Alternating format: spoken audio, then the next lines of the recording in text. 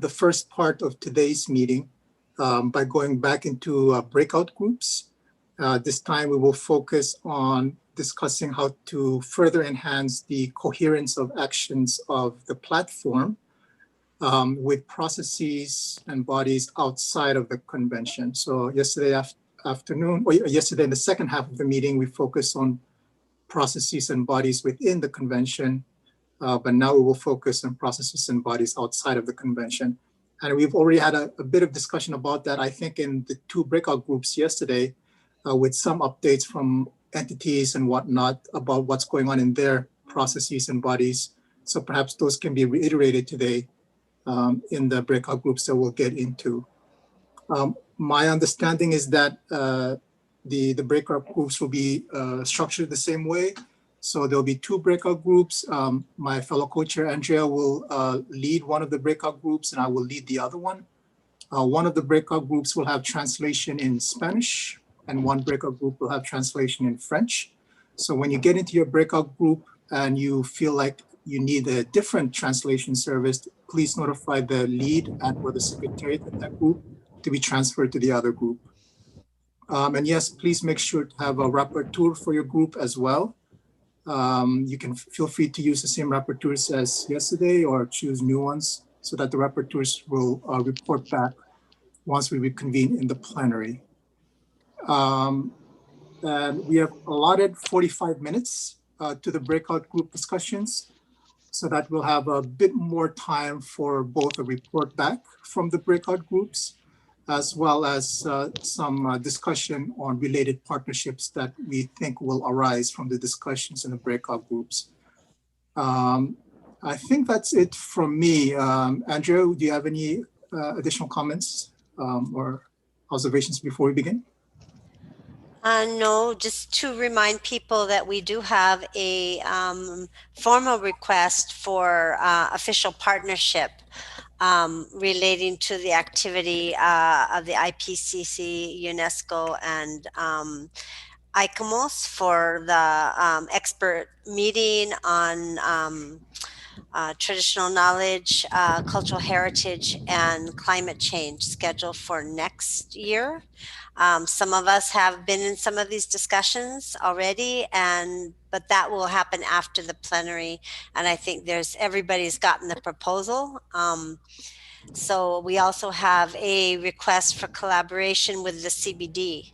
So those things will be discussed and decided on hopefully after we all come back, once we've had a chance to at least discuss them in one of the 2 breakout sessions. Thank you. Great. If there are no questions, I see Tiffany, go ahead. Thanks, Yo. Just a quick announcement that once you're in a group, if you are in the wrong group and you want to move to the other group, you don't have to do it through us. You can do it by yourself. You just go to leave breakout group, and then you'll see on your screen where the breakout groups are listed that you can enter the other one. So you can actually do it by yourselves if you like. And then during the breakout groups, if all contributors and participants could put on their videos if possible so that the members can also see you, then that would be helpful. Thank you. Great, excellent. If there are no other comments or questions, then yes, let's go ahead and get into our breakout groups. And we'll reconvene in about 45 minutes, everyone. Thank you very much.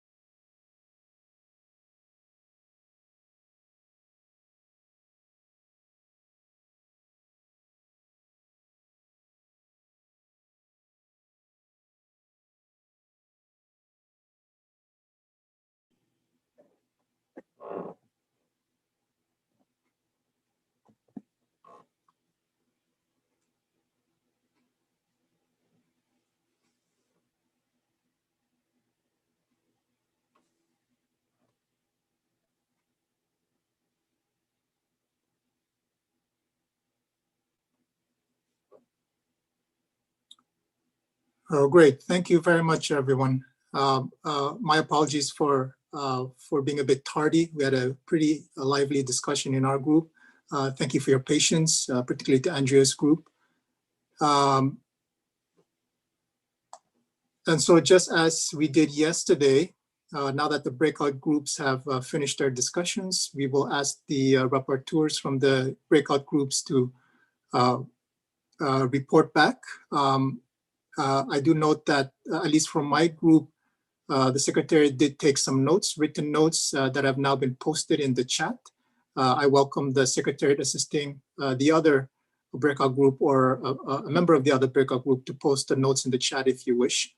But we'll also have oral report backs of the discussions, and then each of the members of the individual groups, if they wish to add anything to the report backs, please feel free to do so in this plenary setting. We have about 25 minutes or so for this discussion, as well as the other discussion we need to have in this segment. So who would like to go first? My group or Andrea's group? Any particular rapporteur wishes to go first? I'll go first. I like to go first. Thank you. Thank you very much, Jane. Go ahead, please. Okay, so in our group, we noted that linking with outside bodies is key to amplifying Indigenous voices, particularly those on climate change can benefit from hearing from us. And we started out with Sister Hindu suggesting that we list the outside bodies that we feel are most relevant, and then take a look at what collaborations are going to be most useful for our priorities, which was a kind of recurring theme in our communication.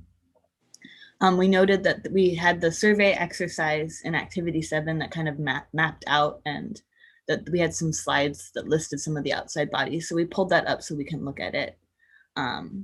There was notes specifically that working with WIPO and UNESCO have been kind of recurring suggestions in our meetings in the past. Our sister Daly noted the importance of being mindful of the basic governance roles of the Facilitative Working Group, which was also an important point made. As a constituted body within the UNFCCC, we don't represent all Indigenous peoples. The body was created to amplify the voices of Indigenous peoples, but at the same time, we're not meant to represent in entirety all the diversity and uniqueness that comes with Indigenous peoples. We don't replace the role of them in the wider UNFCCC. And it's important to recognize that we have other UN agencies beginning to interpret and do things related to Indigenous knowledge, but also kind of contrary to it. And we need to be careful of the way there's becoming a lot of attention around this without strong facilitation and control. We don't want any actions to be taken that are not connected to the aspirations of Indigenous peoples. And so it's really important to be mindful of the role regional gatherings and regional meetings play. As representatives, we need to be sure that we recognize the importance of the regional work that we do to define and identify our main priorities. And that, again, the FWG's role is to help amplify those regionally identified priorities. We noted that it's key to have synergy between the UNFCCC and other conventions, that this is key to strengthening climate action globally. And we had the question of, has there been, much engagement between FWG and other like joint liaison kind of conversations? And that noting the importance of linking the FWG with similar bodies that are doing similar work to us and have overlapping goals.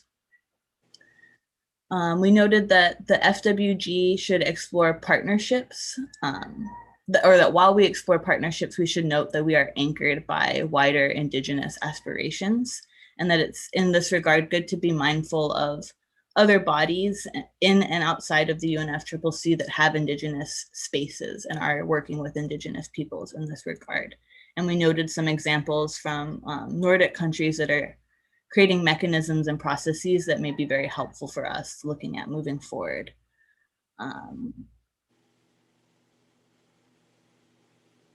Yo respectfully raised the question of, looking at the importance of our regional work and the importance of working with governments and parties.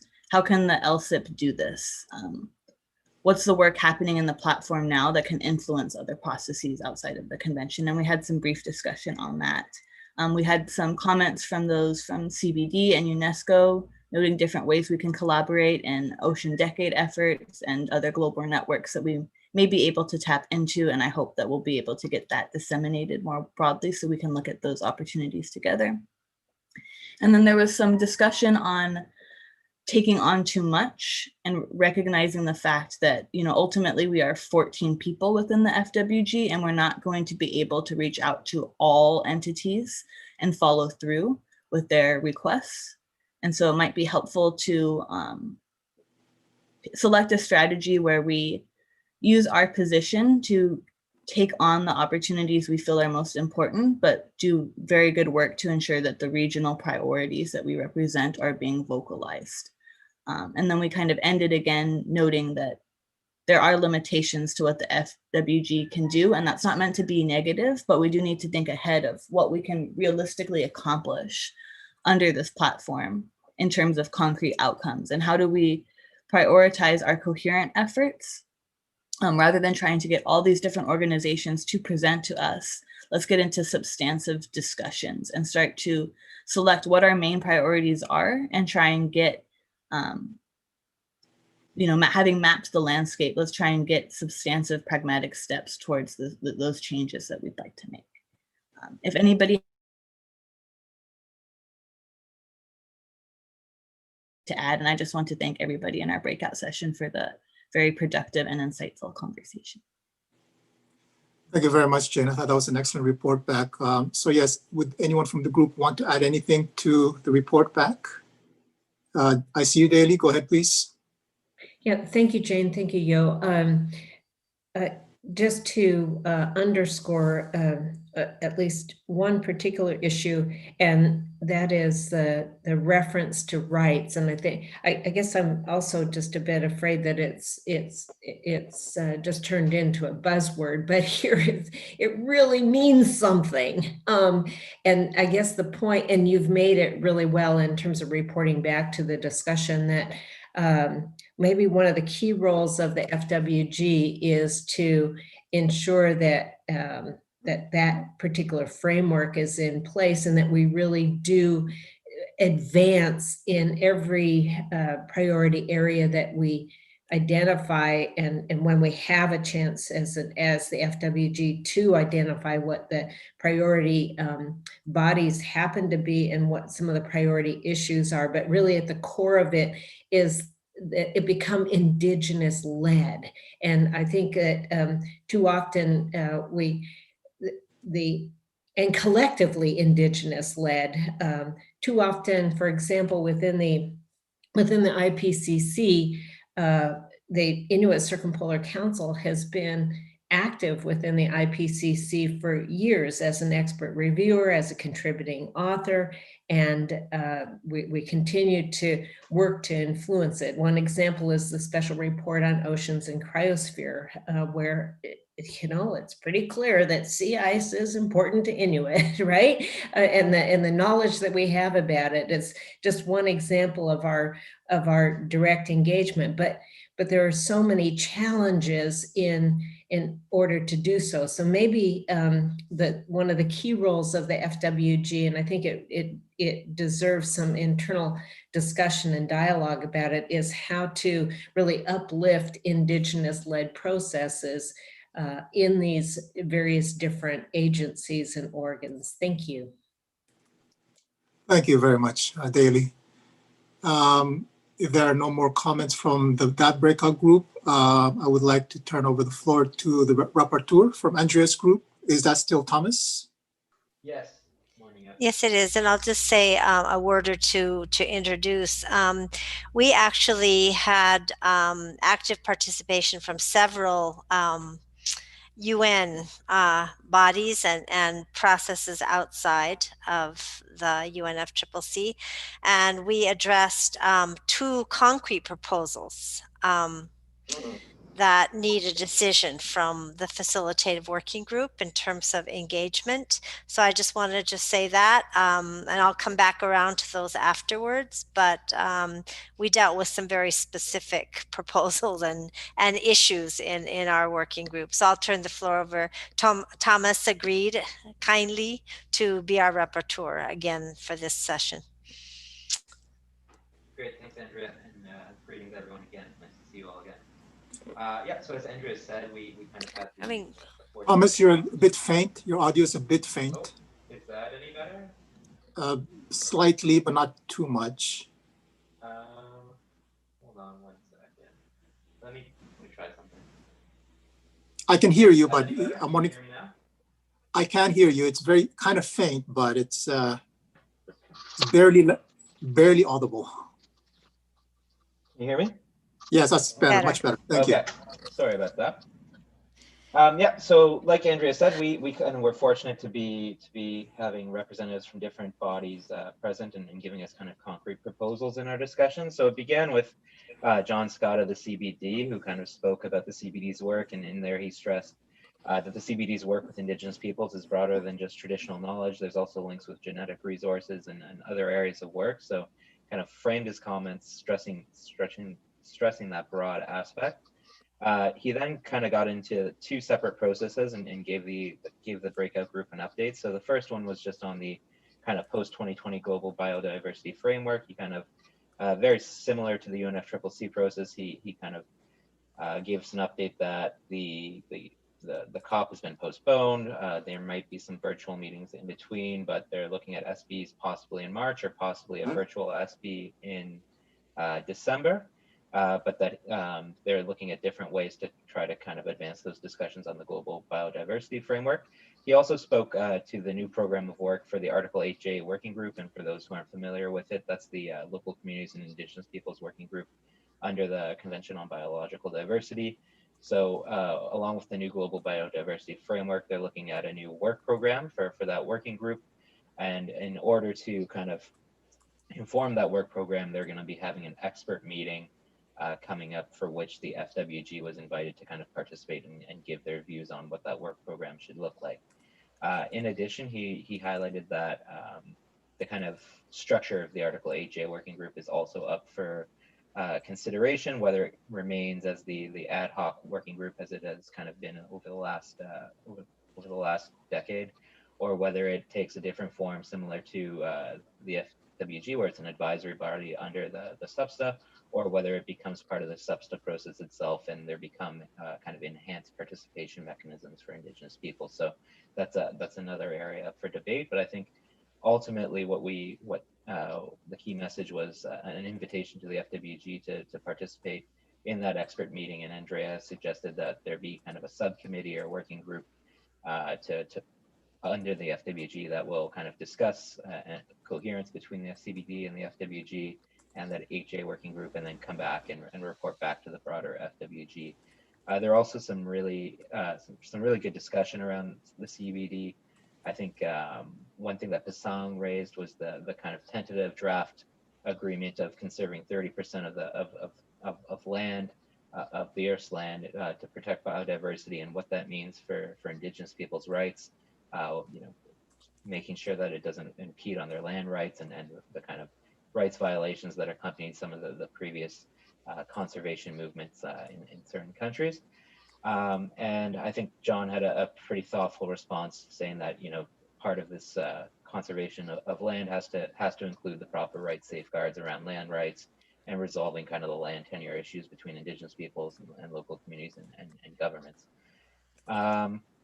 Rodion also brought forward the idea that the Indigenous peoples have kind of put together a group devoted to developing synergies between biodiversity, climate change, and the Sustainable Development Goals. He said it was an innovative approach, and that they should share with parties and other stakeholders to kind of do similar initiatives and really stress the importance of a holistic approach between those three agenda items. He also raised the importance of engaging the private sector because of the impacts that they have on the environment, and the need to invite them more to different dialogues, and to also consider the role of Indigenous peoples in the green economy and what that means. So then we moved on to ECOMOS, which is the International Council on Monuments and Sites. And Andrew Potts gave kind of a formal invitation to the FWG to serve as a key partner in their IPCC co-sponsored event, which is basically an expert meeting on culture, heritage, and climate change. I think FWG members have seen that invitation circulated around to them, I think last week.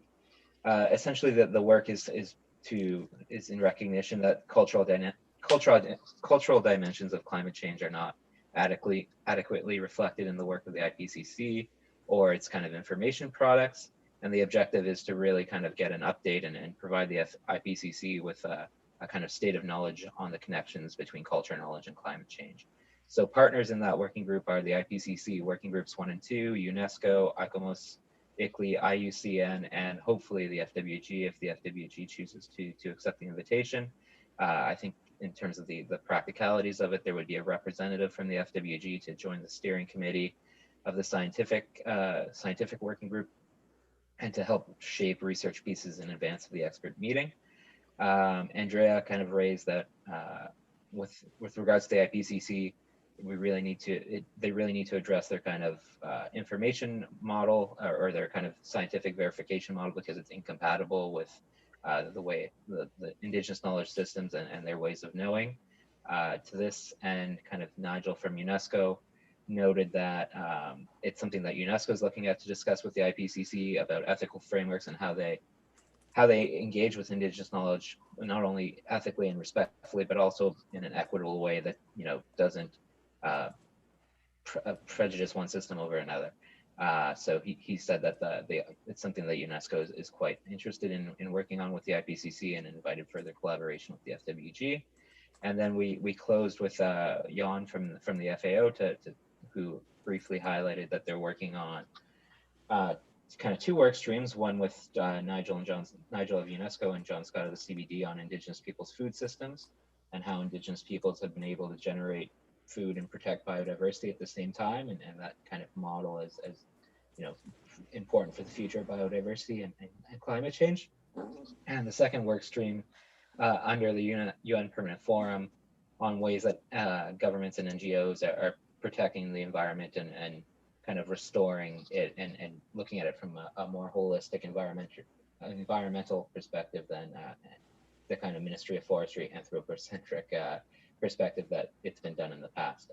So I think I hopefully covered everything, but I'm sure I missed a few proposals. So anyone feel free to jump in and correct me. Thank you very much. And yes, Andrea, if you would like to follow up on that, if you wish, go ahead. Thank you. Yes, I explained that at the request of our former co-chair, Pasang.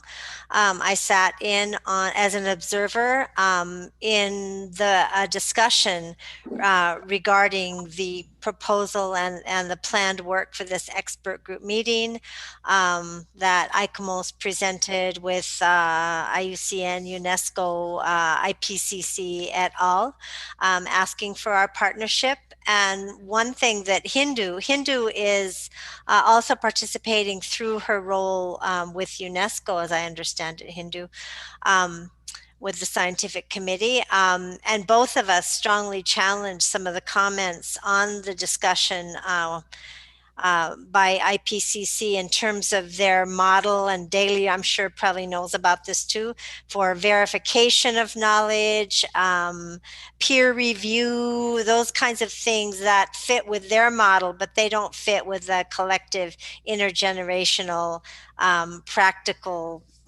basis of Indigenous peoples' ways of knowing and knowledge systems. So they agreed that before we have this expert group meeting on traditional knowledge, heritage, and climate change, we needed to have a workshop on knowledge systems and the distinct, they were suggesting we call it Indigenous reviewer to review the written papers of Indigenous peoples about their knowledge. And, we both challenged that idea.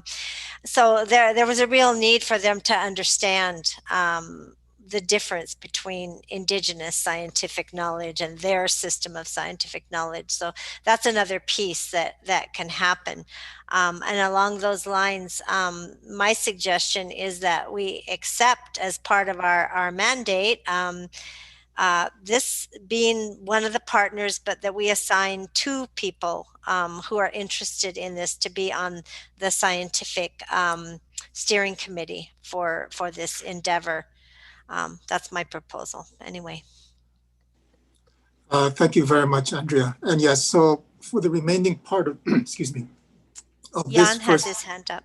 Yo, oh, did you want to? yes, go ahead, please. Thank you, Mr. Chair. I wanted to complement what Andrea said. I think it's important, the terminology. I think Indigenous knowledge is scientific because it's based on observation, it's based on adaptation, and it's based on correction.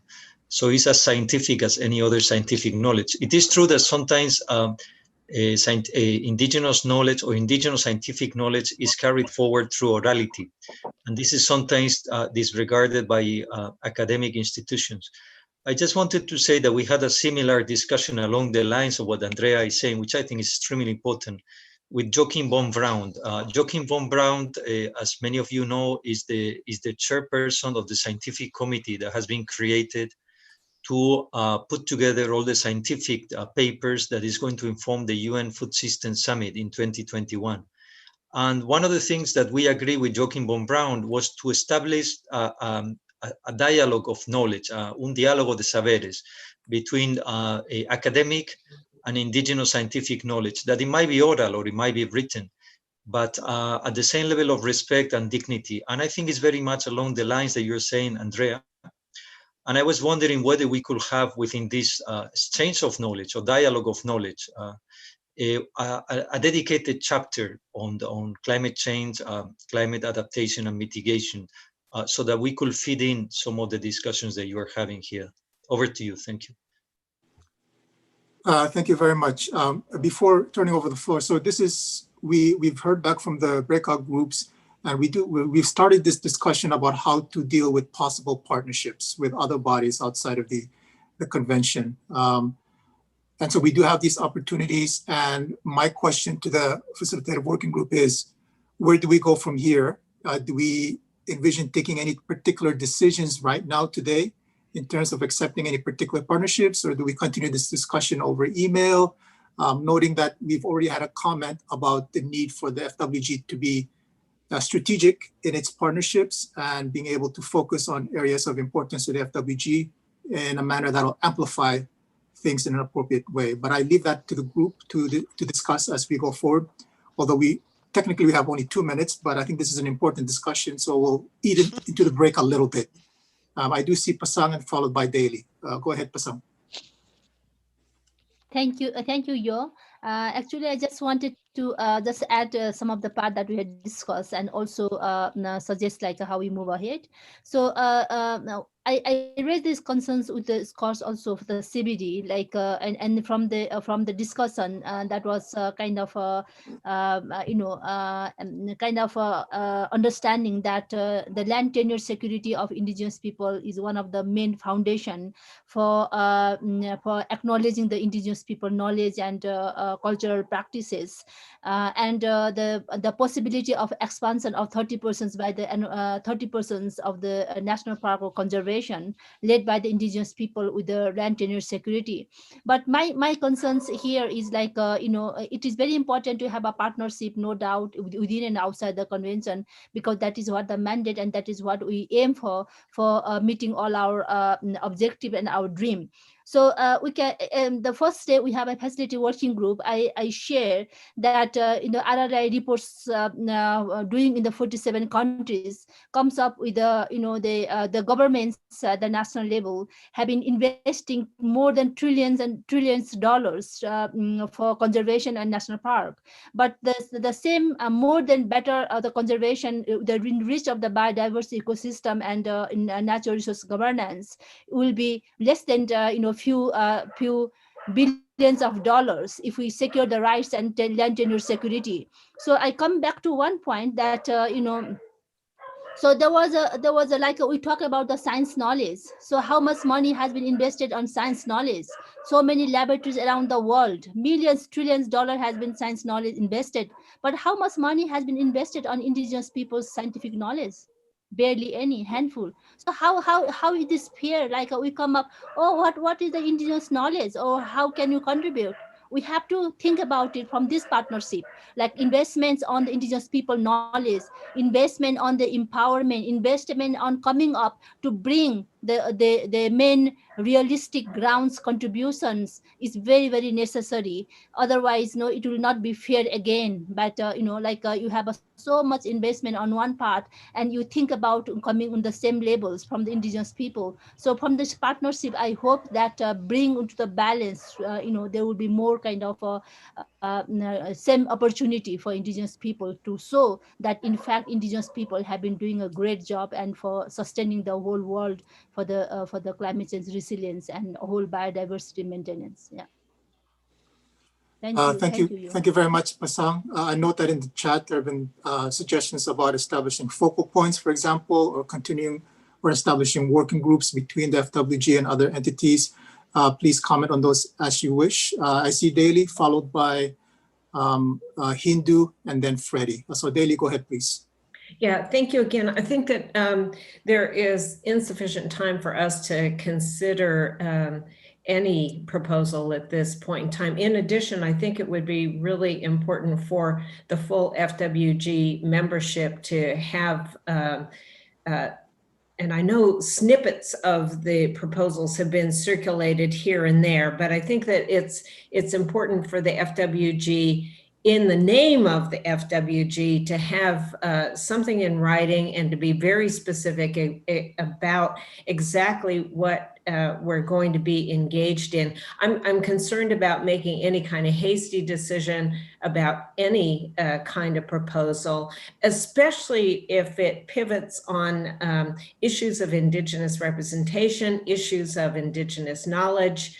I think that in our session, we spoke really frankly about some of the difficulties that arise when proposals and activities are being put forward that are not directly Indigenous led. And so again, the role of the FWG is markedly different than that of Indigenous peoples representing themselves. In regard to I noticed the chat also and the idea of focal points. I think that this is something that the FWG should and its membership overall should speak about, because again, there is a very different space and place for the FWG within the UN FCCC, in contrast to the Indigenous Peoples Forum on Climate Change, the Indigenous Caucus, and the interests and priorities of the Indigenous Caucus. So I think we just have to treat these matters very, very carefully. And I, for one, would not agree to a proposal that I haven't seen the extent of or implications of in a discussion like this. Thank you very much, Daly. Andrea, did you want to respond to that? Yes, the proposal from about the expert group meeting with UNESCO, ICMOS, IPCC, etc., has been circulated by the Secretariat probably 2 weeks ago, but I totally understand there's a lot of documents flying around, and I do support Daly's proposal that we consider this at a later time. There are 2 discussion groups, though, that is not about formal participation. One is the issue of Indigenous science versus the regular, whatever, Western science, and that discussion, which would be more an open discussion and working group. And then for the CBD, we just decided that we would have, other discussion, informal, with them, that everybody can be invited to partake in, and hopefully that way formulate concrete proposals with more time and consideration. I know it feels really rushed right now. I did see that Hindu wanted to take the floor. If you don't mind, Daly, I'll ask Hindu to comment, okay. and then we'll come back to you. Go ahead, Hindu. Okay. Thank you very much. Actually, Delhi, my sister, it is in the point that you raised. I'm also agree that we don't need to rush because we got a proposition from here and there and many other in the chat, and we say, okay, we engage, we go with all and be partners. I think in our group discussions, Elias and myself, you also highlight that we wanted to see how the facilitative working group can come up with the priorities first. What will be our priorities? So that will be very important to look at it. At least if we have 5, 6, 7 priorities, we can say, okay, we can look at the organizations or the bodies that proposing us to be partners, which kind, sorry, which kind of partnership that we are going to take with them. And I also believe that we should see what the facilitative working group can put as principles. For all the partnership, we need to tell them about the FPIC. What is the FPIC? Because we are talking about knowledge, we are talking about participation. If they want to collaborate with Indigenous peoples on traditional knowledge, it's easy if you are not from Indigenous communities, you come and then you say like, oh, I wanted to collect the knowledge of Indigenous peoples. And because it is the platform of knowledge sharing, and then we can share it through the website, we can register the knowledge, we can register the song, the prayers, or whatever knowledge that we are saying, and then we put them. Or for us, we cannot do that because we wanted to have the FPIC who can be adapted to each community, to each place. We discussed with that with my brother Estebancio yesterday, that the FPIC that in the Kuna Island, it is not the same that the FPIC in my communities, because we have 2 different landscape and 2 different governance systems. So maybe we can have this kind of approach in order to say we are there as facilitative working group to give the guidance to the other bodies how they can approach the Indigenous peoples according to the knowledge that they wanted to work on it. And however, the one collaboration that we have as Indigenous experts in our field or in our regions, we already collaborating with many organizations. So we already doing these collaborations inside or outside of the facilitative working group. I can be an expert in UNESCO or in Green Climate Fund and say like, I have the head and I have the mandate to be a facilitative working group members.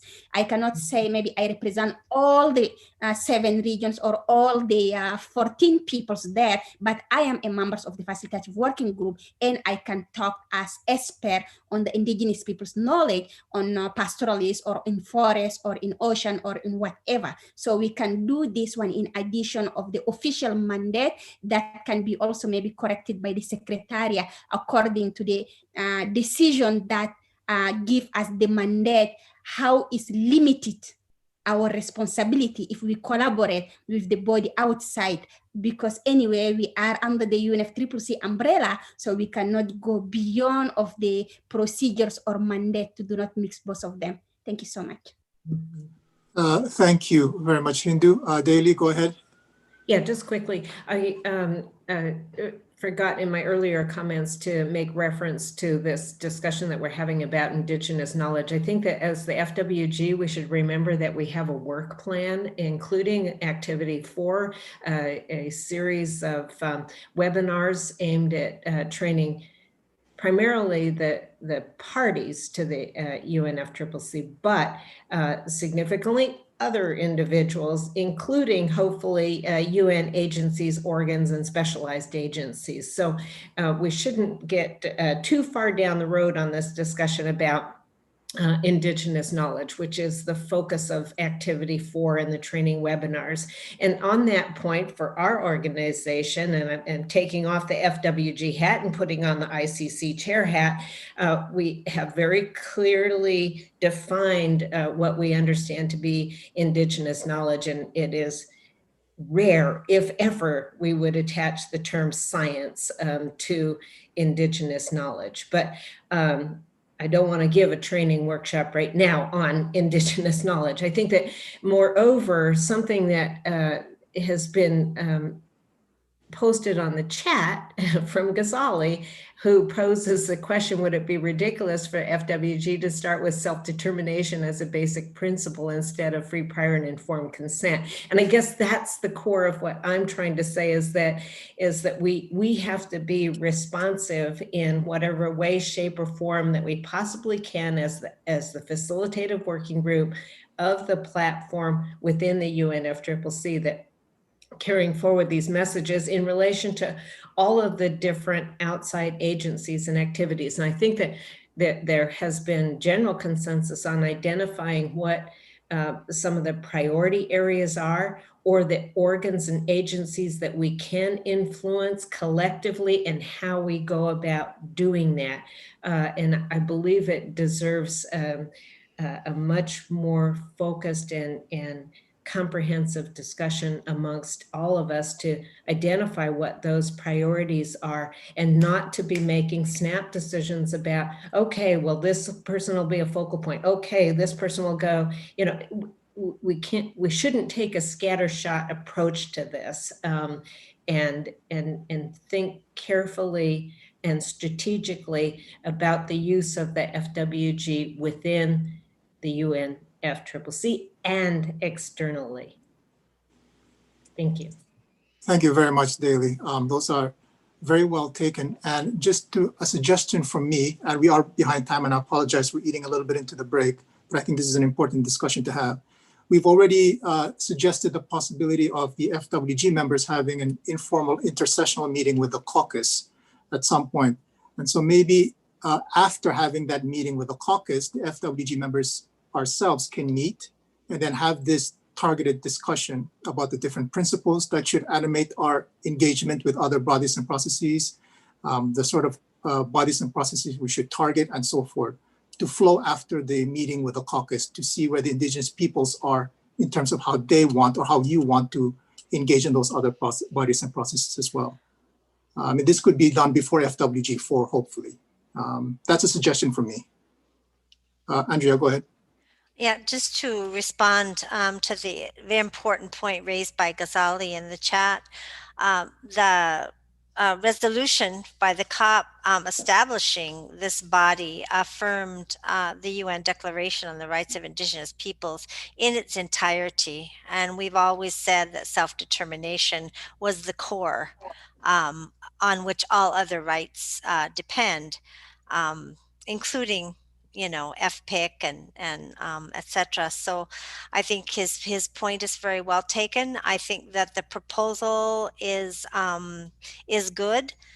So Graham and Wonka, could you maybe say when that meeting could happen, the collaborative meeting with the Indigenous Peoples Caucus to discuss some of these concerns and matters before we move forward? And the Secretariat then will set up an intersessional discussion after that meeting. So I don't want to wait too long.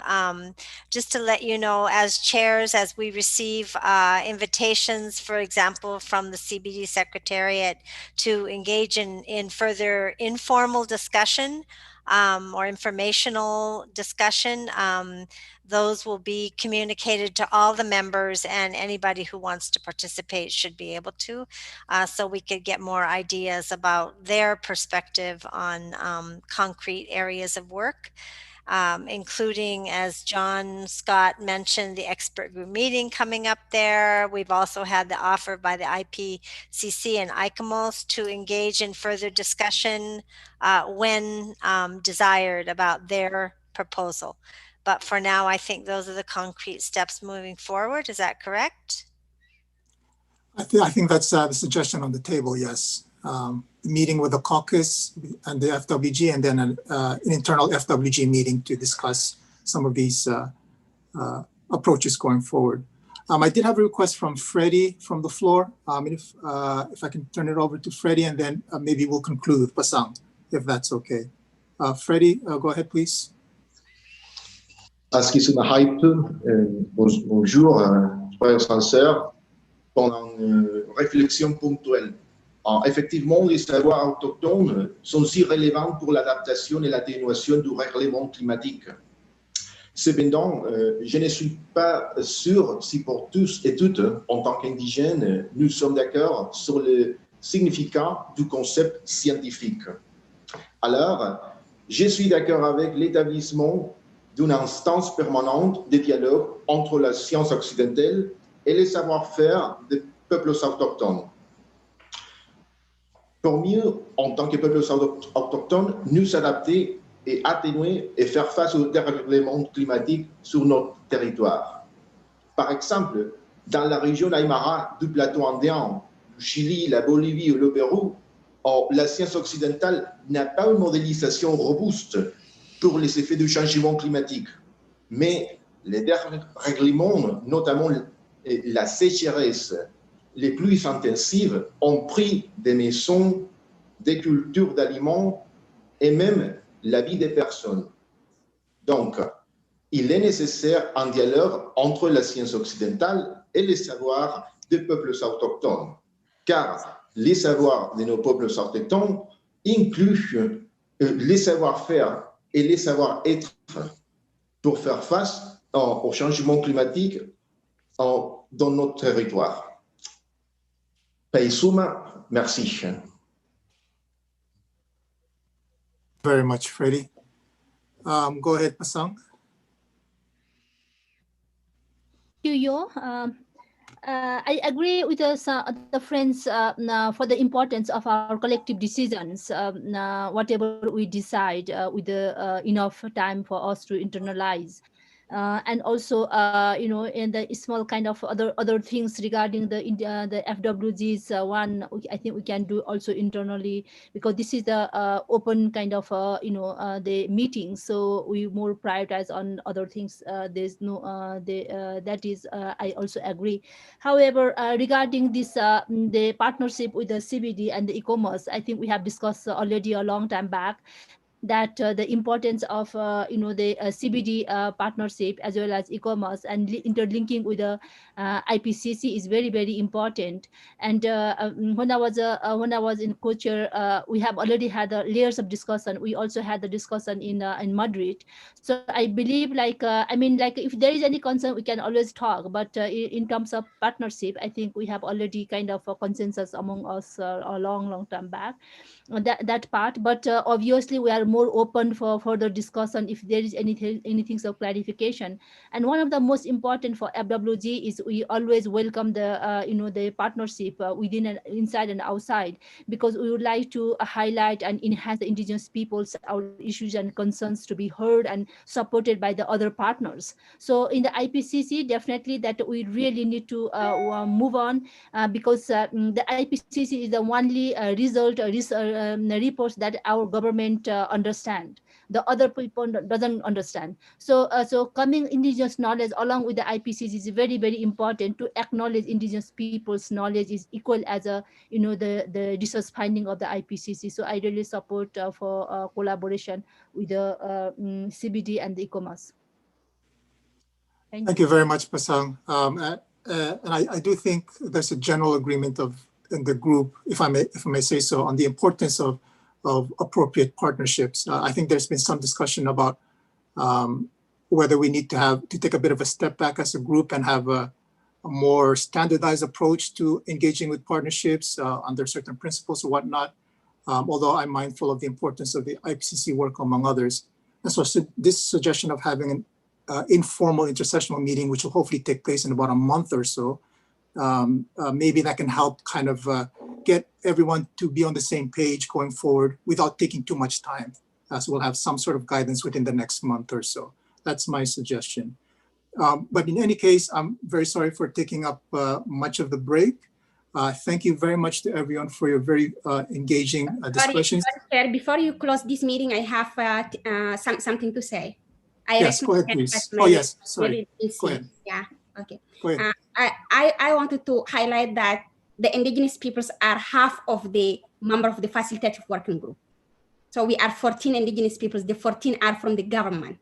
And then most of the time, what indigenous peoples agree on it or want to move from it is not maybe the same view from the representative of the government. So it's really very important to see the representative from the government, if they are agree with us or if they do not agree with us, how we can see the consensus, because the consensus is also mean having everybody there agree on something and moving forward.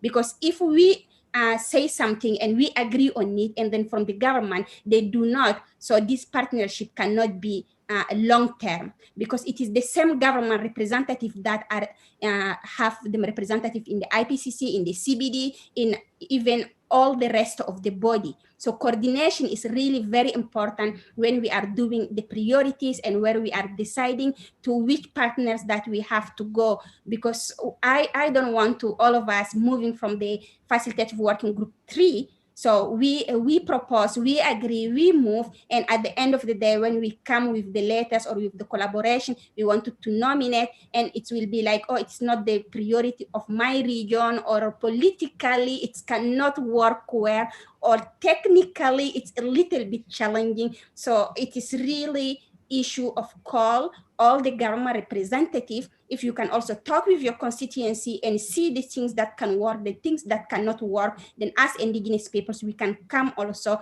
and have this collaboration to be smooth. It's also, does not matter having just like, we do have the partnership with the Facilitative Working Group, just like having one person attend it. So like a checking box, always I say that. We don't want it to be a checking box, we want it to be, when we are partners, we input, and what we said are listened, considered, and noted, and implemented. So that will be really very important to see how we can move forward with the plan that we are having. Thank you, Yo, and sorry again to take more time to delay this session. No, thank you very much, Indu. I think that's a very important point. So with that comment, I would like to wrap up this particular part of the meeting with gratitude once again, including to folks in the chat who have been posting some very insightful comments, which will be captured, of course. After the break, if there's going to be a break, Andrea will lead our discussion. So I would like to turn it over to Andrea now, if you have timing that you would like to suggest in terms of a break, since your section is coming up next. Thank you, everyone. Thank you so much. Yes, it's been noted that we did eat into the break a little bit. So perhaps with the Secretariat, we could come back in 10 minutes instead of 20 minutes. My other question is, do we need a co-chair's breakout session with you, just so we can talk about the rest of the rest of the session? Is that okay, Jan? Yo, for you, can you stay on right now? That's fine with me. Okay, so in 10 minutes, it will be, what time will it be? Pardon me, Sorry, Andrea. Yes, go ahead. Because of the technical specifications today and the breakout groups that we already have, we can't set up a briefing for you, a separate group. If you want, we can send you an MS Teams invite or something. Okay. If you need to have a briefing now, it's up to you. We can send an MS Teams invite to you and to the other. I think it would be useful to see, you know, what you've noted as the ways forward from this discussion, so we can all be on the same page when we come back. Okay. Yes, that's fine. Thank you. So we come back right, at 55 minutes after the hour? Yes, okay. 55 minutes after the hour, whatever hour it happens to be for you. Okay. Is that all right with everybody? Thank you. And that, okay, thank you. All other participants, you're welcome to remain in this room during the break. You don't need to log out. Thank you.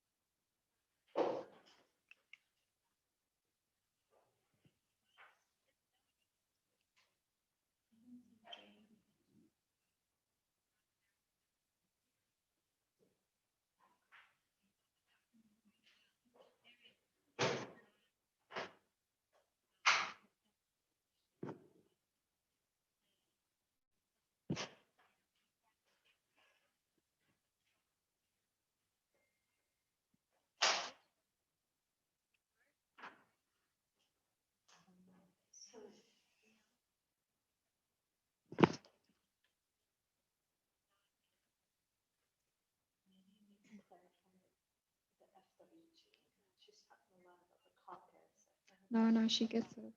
Yeah, yeah.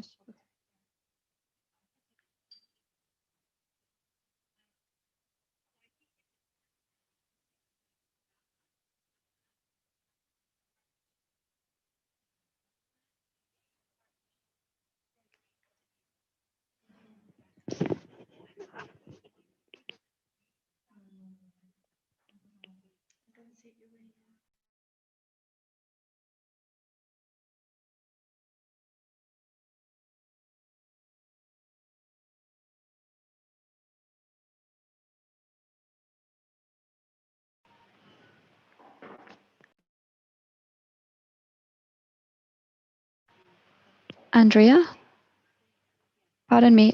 Can you log out of the Zoom room because people can see you in the Zoom room talking because your camera's on, or maybe turn off your camera and then because you're in both rooms. Yeah. Okay.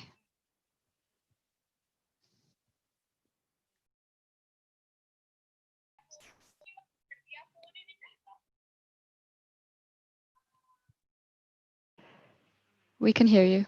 Yes.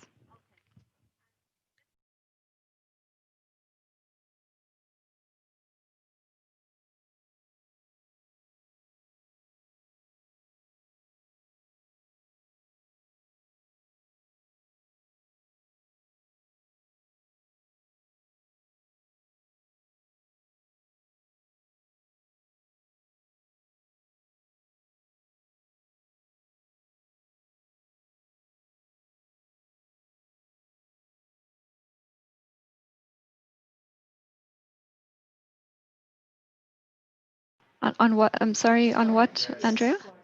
Yes. Yes. Yes, that's right. Just a clarification. Is that it's not the IPCC partnership's not in the work plan, but we have a mandate to enhance coherence outside of the conventions.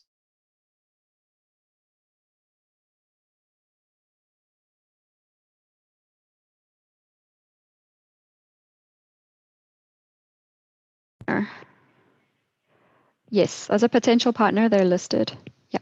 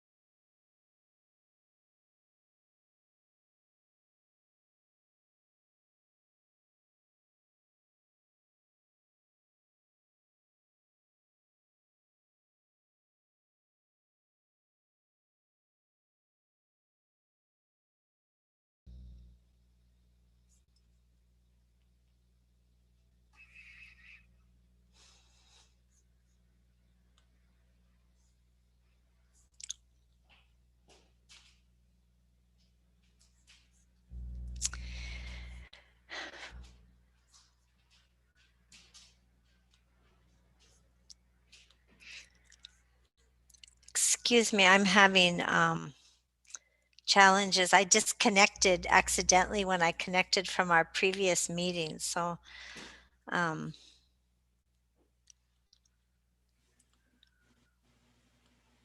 okay, I think I'm here.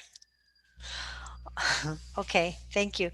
So many technologies, it's hard to keep track. Okay, welcome back to everybody for our next session, which I will co-chair.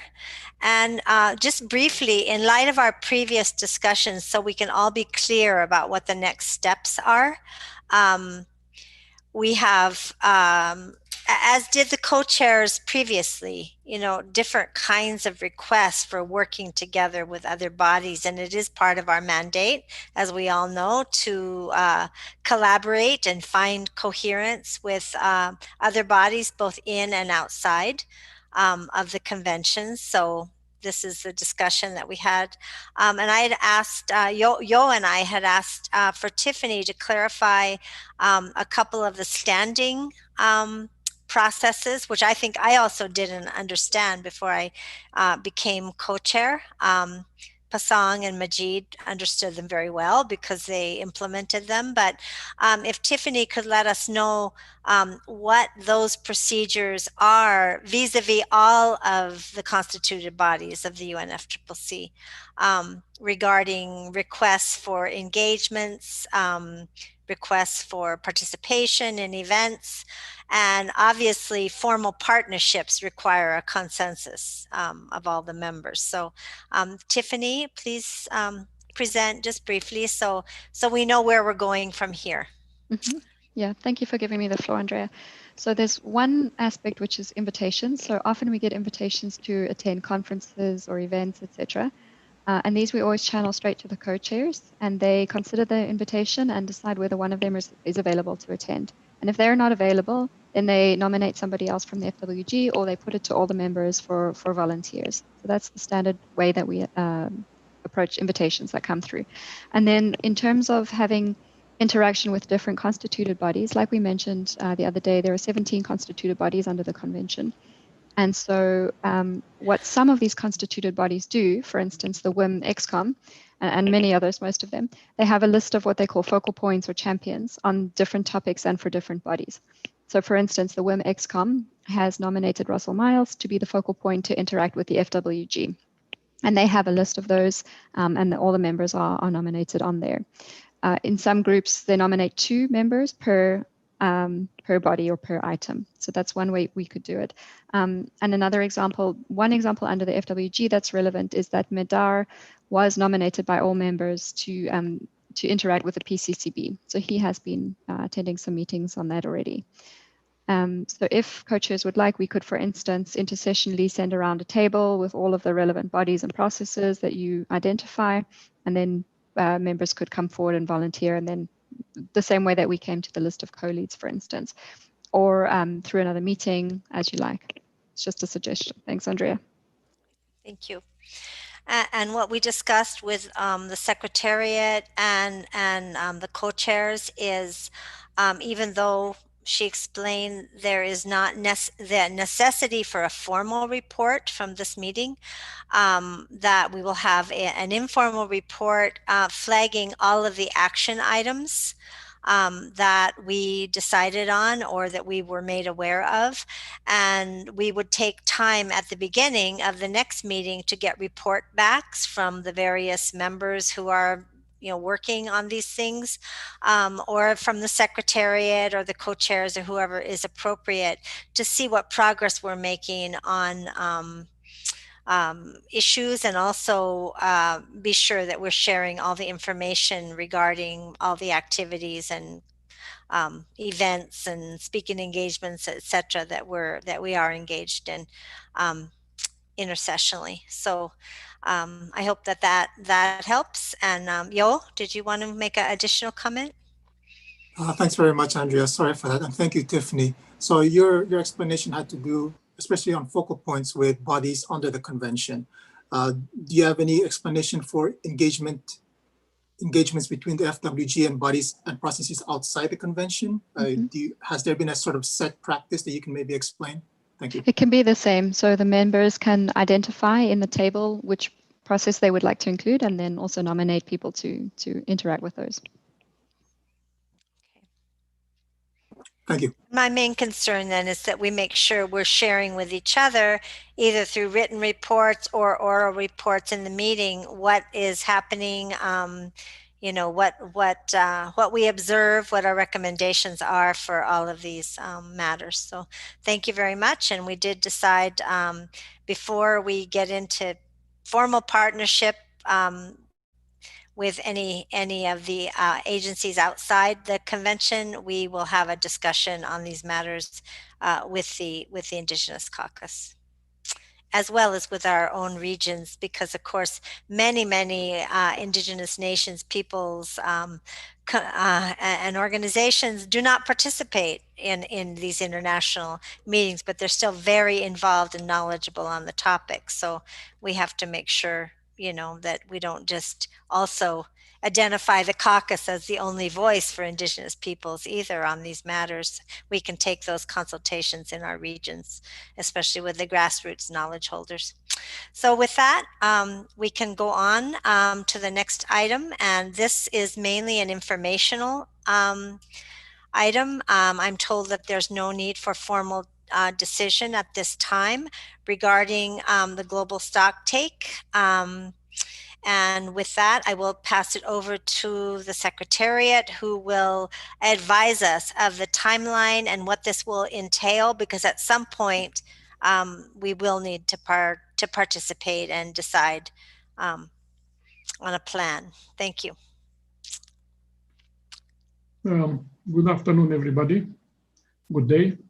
I will make a presentation to you using only a few slides, although I have seen that in this group you are mainly having discussions, not presentations, but I said maybe it will be useful to have a bit of background before going into the discussions. And I will talk today about two topics. The first one is a global stocktake under the Paris Agreement, which is, as you know already, a very important component of the ambition cycle of this Paris Agreement. And because the most urgent process which would happen, and it will start very soon in November, where you can make also a contribution, is a second periodic review. I would also talk a bit about the second periodic review. I've been told that you already had a discussion on the global stocktake, and you are familiar with the objective of the global stocktake, some of its modalities, and you are mainly interested in having a discussion on the contribution your group can make to the global stocktake. Yeah? So I will start with a timeline of the global stocktake and with the underlying 4 activities for the global stocktake. First, during this period, as you see, from now to end of next year almost, we are in a preparatory phase. Yeah? And we have a couple of mandates for this preparatory phase. One of them is for the subsidiary body for scientific and technological advice to update the list of information sources for the global stocktake. The other one is to develop guiding questions, and the Substance BI chair are working on developing guiding questions for the global stocktake. And there is a mandate for constituted bodies and forums, and you are included in this group here. You are requested to prepare a synthesis report in your area of expertise. You are also encouraged to organize a webinar to discuss how you prepare the synthesis report and what methodologies and assumptions you have used. Then you are invited to participate in the technical dialogue under the global stocktake, and also invited to participate in the development of guiding questions. Yeah. The global stocktake has 3 main components. The first one is information collection and preparation, and you see here how it's starting and when it's ending. To guide the information collection, these guiding questions would be prepared. The guiding questions are also prepare for guiding the technical assessment of the global stocktake as well as the consideration of outputs of the global stocktake. Some synthesis report will be prepared, and it's about 13 synthesis reports. The Secretariat was requested to prepare 4 synthesis reports, and the constituted bodies, we counted about 9 of them will prepare synthesis reports. Of course, in addition to this, we have also input from other UN agencies and non-party stakeholders. In the global stocktake, the IPCC input will be key.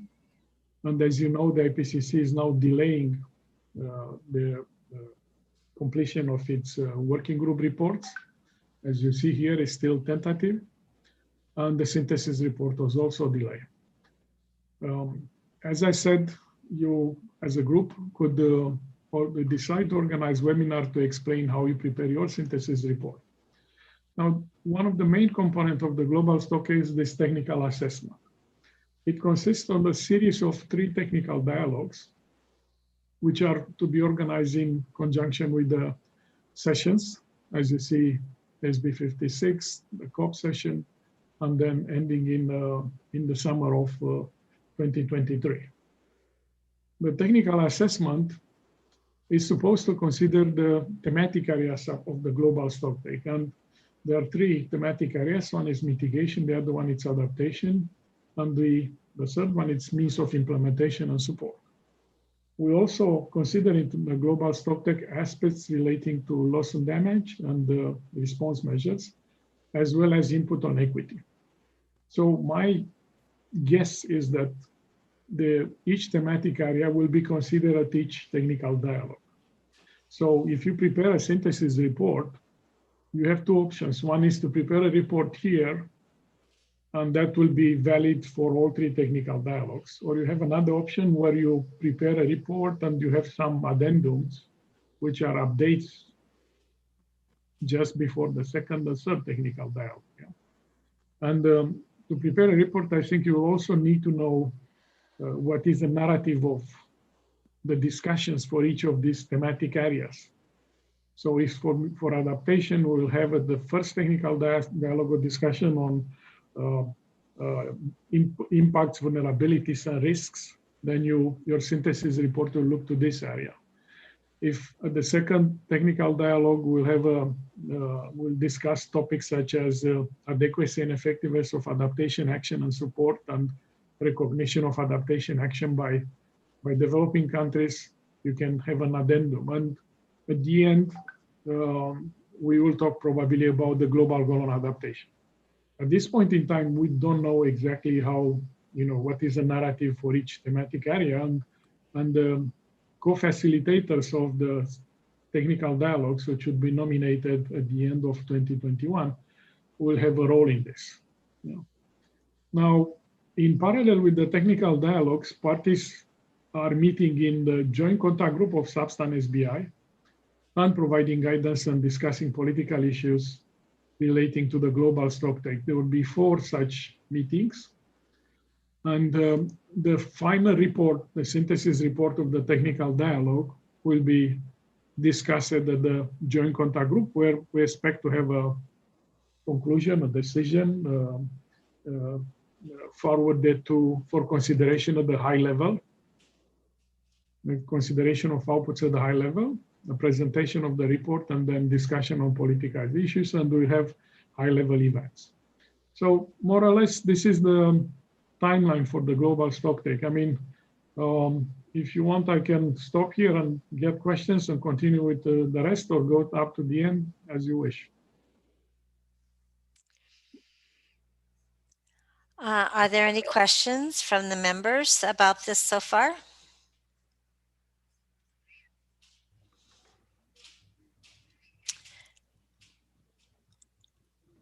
Raise your hand, please, on your screen. I don't see anybody with a question. I have a question, and that's regarding the term of office of this body. I mean, not the body, but these members of the Facilitative Working Group. I don't know if the Secretariat can answer that. My understanding is that the term of office for us goes through Substa 56. Is that the case? Or maybe Tiffany or one of the Secretariat. I'm just trying to see what work we are responsible for and what we are going to be doing preparatory work for to turn over to the next group of members.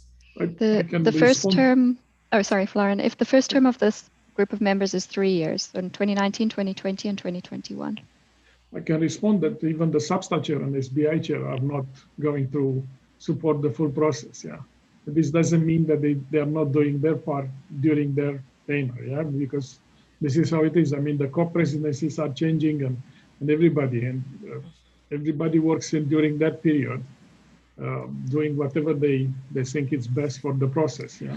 There is no continuity. The only continuity may be the co-facilitators of the technical dialogue, which will stay in place for the period of the dialogue. So Tiffany, just to be clear, I didn't, there was some talking over.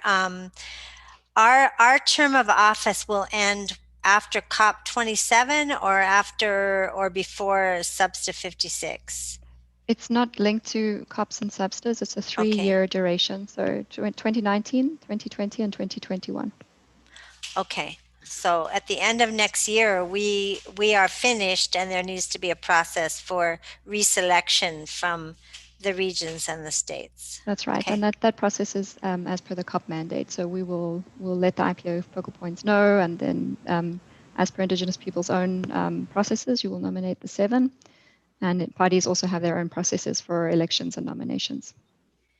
So we will not be carrying out even these workshops and webinars and everything because they're in 2022, as I see from the chart. Thank you. Yeah, you are in this part. Alec, I see your hand. Thank you, Andrea. Just some credit on the synthesis report. You are saying we need to come up with a report based on the area of expertise of the group or individual members of the group. I would like to believe, the expertise would be related to Indigenous knowledge. So are you saying in our synthesis report, we should only restrict ourselves to that? I mean, I assume it's the area expertise of the group, yeah. And I assume that the group will look to their work program. You have your 10 activities up to now, which you are working on. And you will try to see how any of these activities are of relevance for the global stocktake, yeah. One should not summarize everything what you do. Yeah, and it's up to the group to decide what they think it's useful for the global stocktake. Yeah, you have your own process, and you are working with the work program for that process. Yeah, but from whatever you do, what it's of relevance for the global stocktake, you are invited to put in a synthesis report. Yeah, and you have to keep an eye on what the global stocktake is and what kind of activities are done there. And then decide what is of relevance. And I would make some further points that, in a way, your contribution would feed into the global stocktake indirectly and directly. You know? For example, looking today to the technical paper you are considering on how activities relating to Indigenous people and local communities are reflected in NDCs, in NAPs, in so on, national communications. Yeah, just hinted that all this is input to the global stocktake, so it's an indirect input to the global stocktake through the work of parties. Yeah, then you as individual are contributing maybe to many activities of UN organizations. I was listening before on this discussion we have with IPCC and others, yeah. So input will come also from those organizations, yeah. But now we're discussing what direct input you can make as a group. not those indirect inputs and so on, which I think it's part of your day-to-day work. Yeah. Okay, if I can continue. Yeah. Please do. I want to highlight that the information you provide should be at an aggregated level, yeah, collective level. What does it mean? I mean, it's not about one country or one community and so on. We should aggregate this and provide some baselines and trends and indicators to assess progress at the global level. Yeah. This information, it's looking backwards and forwards. I mean, if you have something which was reported as done, or if you have something which is planned for future, you can try to integrate. It has to be on the thematic areas of the GST: mitigation, adaptation, means of implementation, support. Of course, it has to be a source of information which is accepted, and this should be discussed by substaff. We have here a series of types of sources of information which are accepted, and of course, you see on number 3, constituted bodies and forums, which is the case here. So this is the only thing I have on the global stocktake. I didn't want to overload you too much with slides, but I'm available to discuss further on the global stocktake. Now, if you allow me, I will also have 2 slides on the periodic review. Yeah, maybe here you don't know exactly what the periodic review is. Yeah, the periodic review was initiated in Cancun when we established the goal of below 2 degrees. Yeah, and the first periodic review was conducted. It has 2 thematic areas: the adequacy of the goal and the overall progress made toward achieving that goal. Based on the first periodic review, we concluded that the goal of 2 degrees is not adequate, and we lower it to well below 2 degrees towards 1.5. Now we're in a second periodic review cycle, and here parties decided that we shouldn't change the goal. The goal should remain the same. So we will not discuss the adequacy of the goal directly, but we'll still discuss to enhance the understanding of parties of the long-term global goal with information which became available after 2015. So we are talking about the 3 special reports of IPCC plus the R6. And we also have a second thematic area to assess the overall aggregated effects of steps taken by parties in order to achieve the long-term global goal. The interpretation of what these steps are, it's quite broad. I mean, for example, the establishment of your group, I would say it's a step taken by parties towards strengthening actions for reaching the goal. Yeah. In this particular case, is linked to local communities and indigenous people knowledge. Yeah. And we would have a process similar to the global stocktake, which is starting now with a structured expert dialogue, not a technical dialogue. It's starting in November, 26 and 27 November. We will consider the information from the 3 special reports of IPCC and information provided by parties. Now, by extension, we are the co-facilitators of this dialogue, which is called the Structured Expert Dialogue, as I said. We'll send a letter to constituted bodies, including to you, to invite you to make a contribution to the first Structured Expert Dialogue, which is in 1 month and something. Yeah. And this contribution would be in 2 steps: a discussion mainly on what information you have available and how it can be aggregated to assess the overall effects of steps taken by parties since 2015. So in your case, it would be since your inception. And then an aggregation to happen at the summer session of the Substan SDI.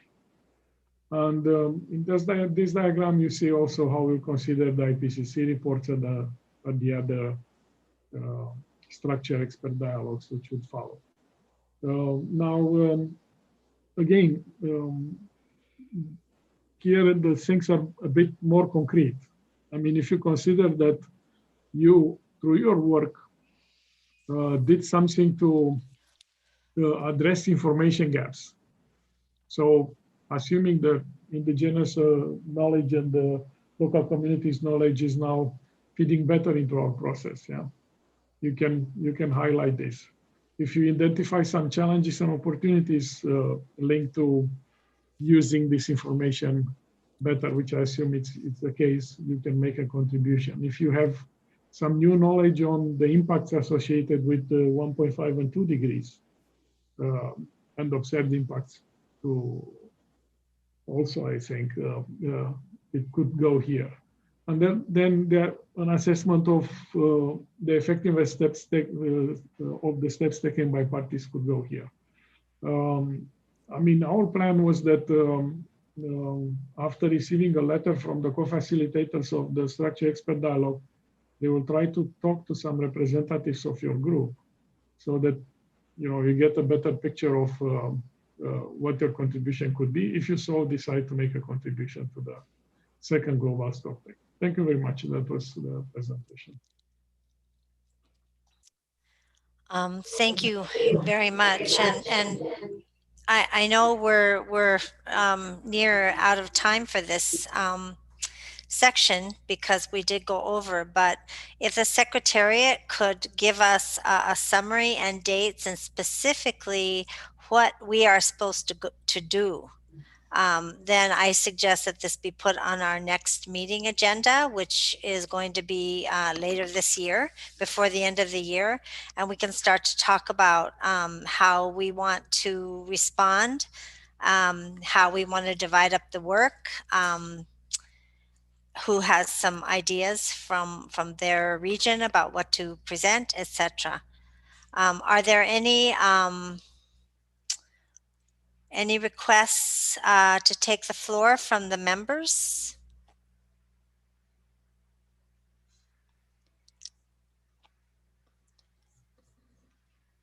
For some reason, I'm seeing the participants, but not the members. Let me see if I can go up here.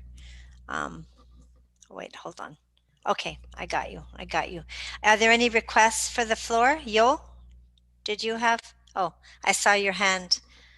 I think this is a fairly complicated topic, and I think we need clarity about what is not just expected us, but what we actually want to do to contribute to this. Estebancio, did you have a comment? Okay, Estebancio, and then Tiffany. No, thank you. I don't have a comment.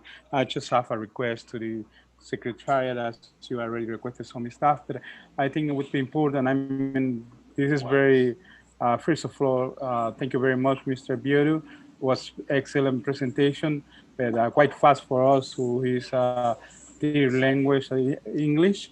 So I would like to ask to Tiffany on the Secretariat if they can provide us the slides so we can have, because that's a very important, and then we can guide ourselves from this.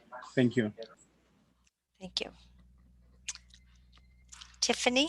Oh, Yo. Go ahead, Yo, and then Tiffany. Sorry, yeah, just wanted to echo that request from Estebancio. Also, the standing request to circulate all the slides that have been presented in the meeting so far, maybe at the end of the meeting, to all the participants. Thank you. Okay. Yeah, just to respond to that, we'll put the relevant slides on the web page rather than circulating them. So we'll do that. We just need to compile everything. We need maybe some time, maybe tomorrow we'll do that. On the topic of the input to the periodic review and the GST, as the Secretariat supports the FWG, we would help the FWG members to put together those drafts with input from all the members and under the guidance of the co-chairs. So we would assist with that. And I will circulate all of the relevant timelines and things so that it's very clear. I'll hand over to Florent to clarify more. Yeah, sorry. For the first meeting of the Structure Expert Dialogue, we'll have 3 consolidated presentations on mitigation, adaptation, and means of implementation and support. Yeah. So I think what you can easily do, looking backwards to the work you did already, not not forward to second guess what will happen. Yeah, you could contribute 1 slide or 2 slides in, I don't know if it's mainly in adaptation, and participate in the discussion to see what parties are expecting, from you, so that work can then be considered up to next summer if you so decide. Yeah. So I think you'll not get an extra commitment to work if you look to whatever you already did. Yeah.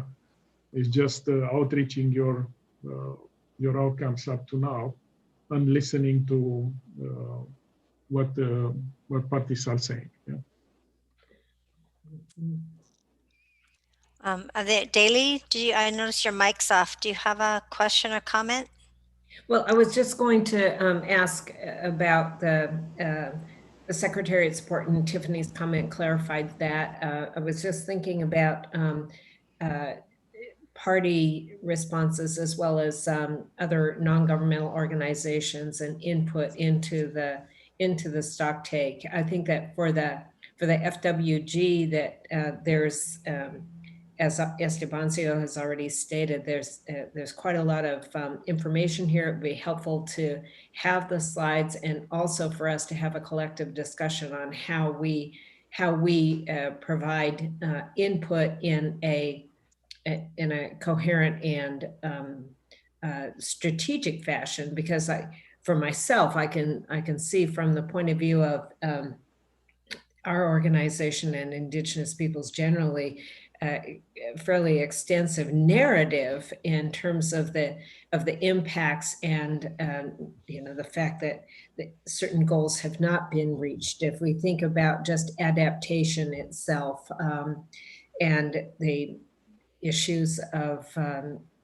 community relocation, village relocations, and other pieces of information that would require fairly careful research and thought as far as input. So it's another example of something that the FWG can now insert itself into, because it's an ongoing process. We didn't have an opportunity to define the process, but we can insert ourselves and ensure that the content is reflective of impacts that Indigenous peoples are feeling, but it would have to be done in a very careful fashion and require a lot of research and careful writing. I don't know if our colleague has a response to that.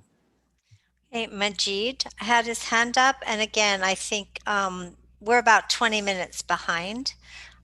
Just so everybody knows, and we'll blame the small group workshops.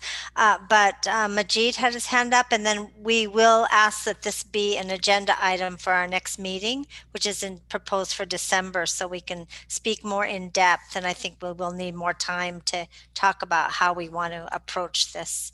Majid? Thank you, Andrea. I equally like to extend my thanks to Florine for his presentation. I got a very quick question, although it may be a bit too soon to be asked. Out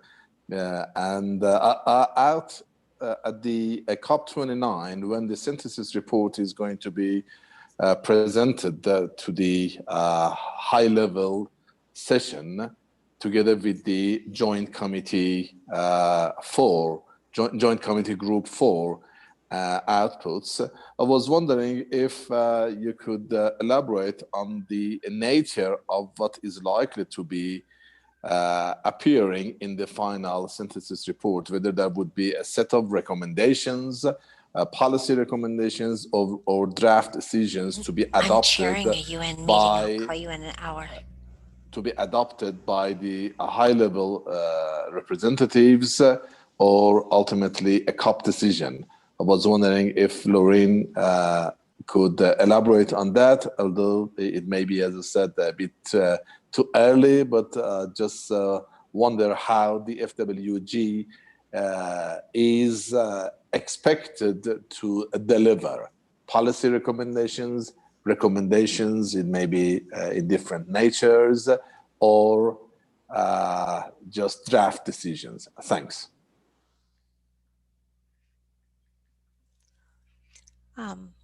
Would you like to respond? Yeah, thank you, Majid, for your question. Yeah, I can only look to the example of the first periodic review, which was kind of similar. Yeah. So what happened? We had this technical discussion, which we think it enhanced understanding of various issues, and we then ended up with having 10 messages, basically, very concise messages for policymakers to consider. Yeah. And then there was a COP decision trying to judge based on those messages what we need to do. And the recommendation of the COP decision was to lower the temperature. Now, in the case of the global stocktake, one should imagine what are the functions of the global stocktake to be effective. For example, if one of the functions is to establish a baseline for the next global stocktake, so we can objectively measure the progress we have, yeah, then you can have something on that.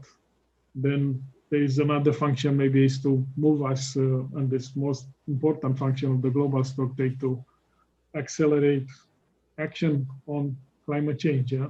So there may be a recommendation on that, yeah. But there is also the global stocktake should enhance international collaboration. So there may be something on that. So we don't know yet. I mean, we have to see how the discussions would go, the technical discussion would go, and reach a level where we can have or not a decision, it could be a declaration, and so on. But in any case, I think it's an important process if the Paris Agreement is to deliver on its promise. So, yeah. Absolutely right. Thank you. Thank you. Thank you.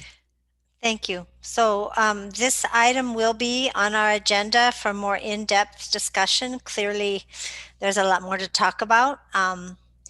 And that will be on the agenda for the next session, along with any additional information as requested by the members from the Secretariat to give us some more guidance, timeline, etc.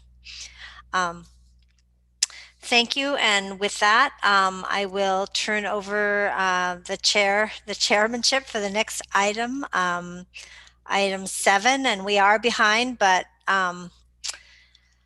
that's what it is. So, Yo, you have the chair. Thank you.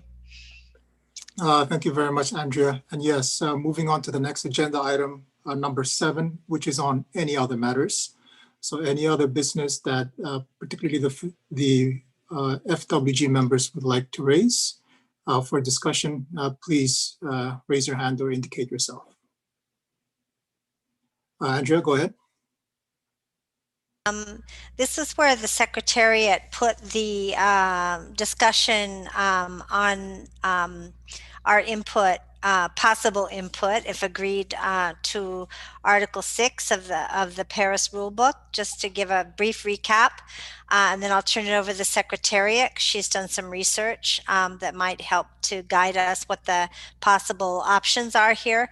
The Paris Rulebook is all adopted except for this one article, which focuses on market-based solutions, which is controversial in itself to many Indigenous peoples.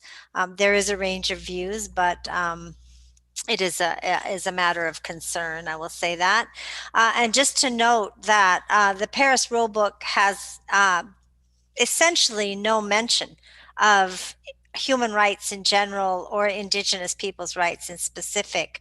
There is, I think, a reference to the preamble in general, but no specific rights safeguards included. So this was a major mobilization at COP24 by the caucus. We were able to get support from a small group of states that drew it as a red line that they could not accept the article without at least a mention of human rights and right safeguards. The caucus, I think, has a more extensive proposal. Mexico, Canada, and I think at least one or two of the Nordic countries aligned with us with this, and as negotiators, because we're not negotiators, right? They did make a red line on this issue. So as a result, it was tabled till the next SBSTA for discussion and the next COP for decision, which has not happened yet. But this is the last piece to be adopted, our last opportunity to get anything about rights of Indigenous peoples into the Paris rulebook, and in this case, on a very an issue of great concern to Indigenous peoples. So if it's okay, before we discuss what to do about this, there are no negotiating sessions this year still. So keep that in mind. The urgency may be able to be delayed, but maybe not. Maybe we agree. So Tiffany, if you could take the floor and just give a brief summary of what you presented to the co-chairs the other day. Yeah, thanks, Andrea. So there are 17 constituted bodies which are established by governing bodies. So governing bodies means like the SBSTA or the COP, for instance. This particular constituted body, the FWG, is established by the COP. And it's established as a technical or expert body, not as a negotiating body. So sometimes governing bodies ask their constituted bodies to provide recommendations back to the negotiation process. For instance, this has been the case for the Adaptation Committee and some others.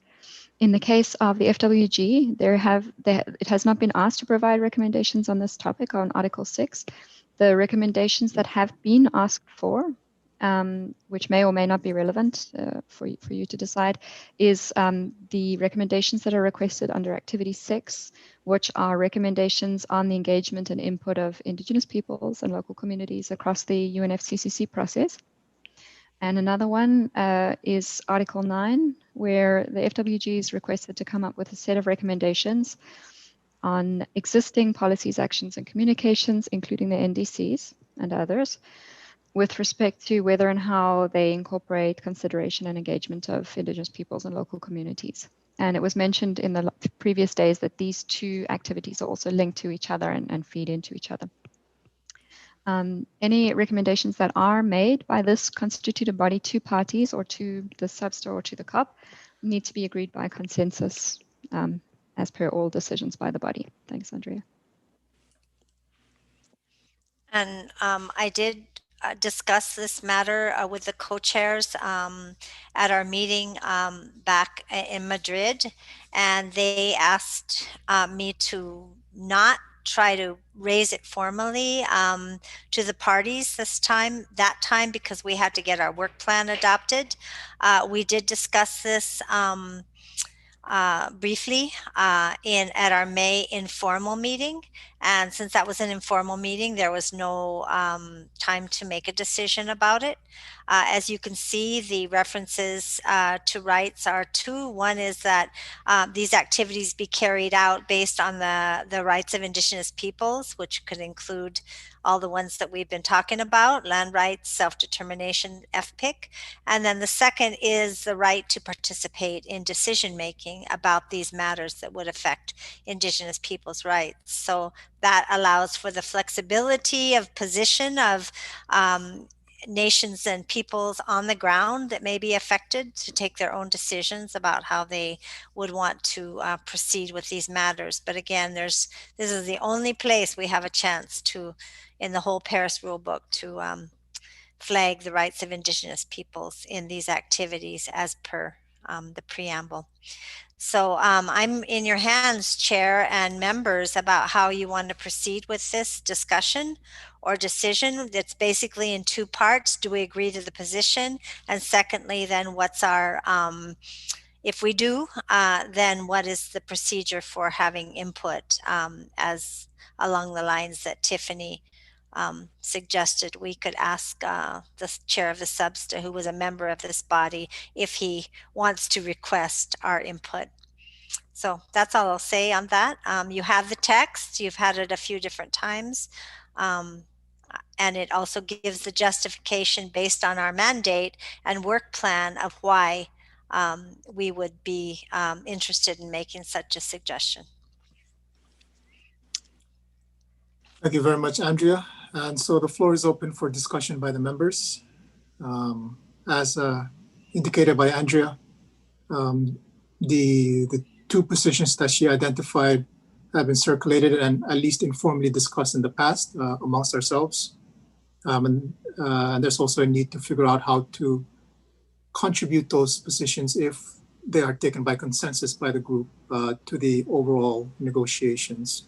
Whether to go through activity 6 and or activity 9, or to go in response to a specific request from the substa chair. There are different ways that can be done. But I open up the floor to the discussion, and I see Tiffany raising her hand. Go ahead, please. Just a clarification, Yo, it wouldn't be a request by the substa chair, it would be a request by the substa, by the parties, and that would have to come through negotiation. So that doesn't exist right now. Thank you very much for that. Yes, so members, please go ahead. Estebancio, I see your hand. Go ahead, please. Thank you, Mr. Co-Chair. I think that is an important issue for us, but we have to be very clear. I think that Tiffany was very clear and also reconfirmed just before, need to come from the substa itself to request if they can take into consideration any recommendation from the FWG. So I would propose that if we are very interested doing that, then we're gonna need to consult with the co-chairs of the substa and see whether they can ask for our request. But if not, if they say no, then we're gonna be discussing for, I mean, we have many things to do, many things to discuss. So I think that we have to be very clear on this. And I don't want to be discussing this without knowing that our recommendation gonna be taken into consideration for substa. If it's gonna be a work done, but without any results for us. But I agree with Andrea, it is an important issue, but I think that we still need amongst the members ourselves to discuss this, whether we see a good way to do the work that we would like to be seen reflected on the substa work. So thank you very much. Thank you very much, Estebancio. I see Majid. Go ahead, please. Thank you very much, Yo, for giving me the floor. I think that Tiffany, the Secretariat in general, has been very clear on this. We are not at the FWG and the platform a negotiating body. We have not been asked to provide any form of recommendation by the COP or by the CMA. And it's not even within the three mandates clearly, the functions that, but whilst I appreciate the concern that Andrea is raising, that it is very important and dear to the indigenous people to be able to provide their views, but developing a position for the FWG, as far as I'm concerned, is, if not impossible, far too remote to be arrived at, because we have from different regions, and we have different negotiating blocks and negotiating groups, and there would be, of course, very controversially discussing the matter and extensively, of course. So I'd be suggesting, in order to accommodate the concerns that Andrea is raising and supported by a number of the other colleagues much earlier on, even starting back in Madrid, I would be very inclined to propose that the best that we could potentially do is just to write to the substa chair indicating about the concern, and that would be it. And there would not be any position, to the best of my experience, coming out of this FWG, coming out of the Facilitative Working Group. And since each and every one of us would have to be discussing the position of the respective country with our chief negotiators and with their teams, and that would be a parallel effort. And since Article 6 negotiators are continuing, hopefully, on in COP26 and optimistically keeping our fingers crossed, arriving at an agreeable text. So I'd be, as I said, repeating my suggestion is not to concentrate and be focused on developing a position paper from the FWG. Rather, we could just, our co-chairs, you and Andrea, express the concern to the SAPSTA chair for those points to be accommodated during the course of the negotiations. Thank you. Thank you very much, Majid. Actually, if I may ask for clarification on, and maybe Andrea can answer this, if the co-chairs were to write a letter to the SAPSTA chair, what sort of concerns would be expressed that would not be positions? So we will not be engaging in transmitting positions, but what sort of concerns do you envision being expressed? Maybe Andrea can also answer that if Majid cannot, or maybe others in the group can address that. Yes, I think it would be possible to take the position that was circulated, which gave the justification vis-a-vis our mandate, and I think there is. So I have a slight disagreement on that. But we could, Yo and I could draft something that's more like a letter. These are our concerns, and circulate it, to everyone to see if this is in line with what you're thinking. But basically the same positions. There are two recommendations in what I circulated. One, that rights of Indigenous peoples be considered for these projects to go forward. And the second is that participation of Indigenous peoples, and I think, and we say, and local communities that are impacted be included. So those two are the 2 points. And we could look and see what's already been written and see if we could change it to be like a letter stating concern, and hope that these points can be taken into consideration in the negotiations along those lines. Thank you very much, Andrea. And I do see Majid nodding his head in agreement. But yes, this can be circulated if that's what the group wants to do, and we can invite further comment on that. Rodian asked for the floor. Rodian, go ahead, please. Yes, thank you, Co-Chair.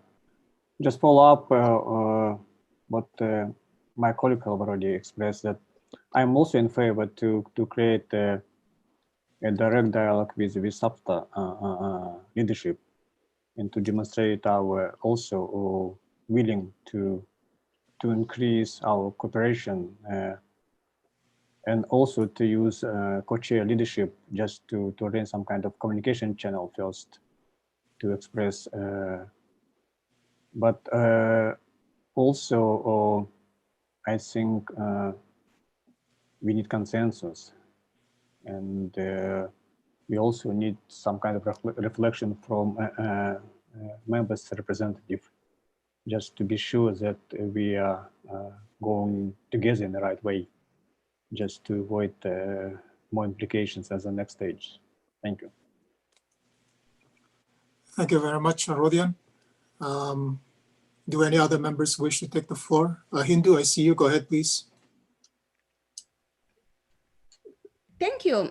Maybe the Secretariat can explain better. Maybe I misunderstood this point, but I think we have Indigenous People Caucus, and we have the Facilitative Working Group. And I think also the two mandates maybe are complementary, but the Indigenous People Caucus is for all the different body under the UNFCCC.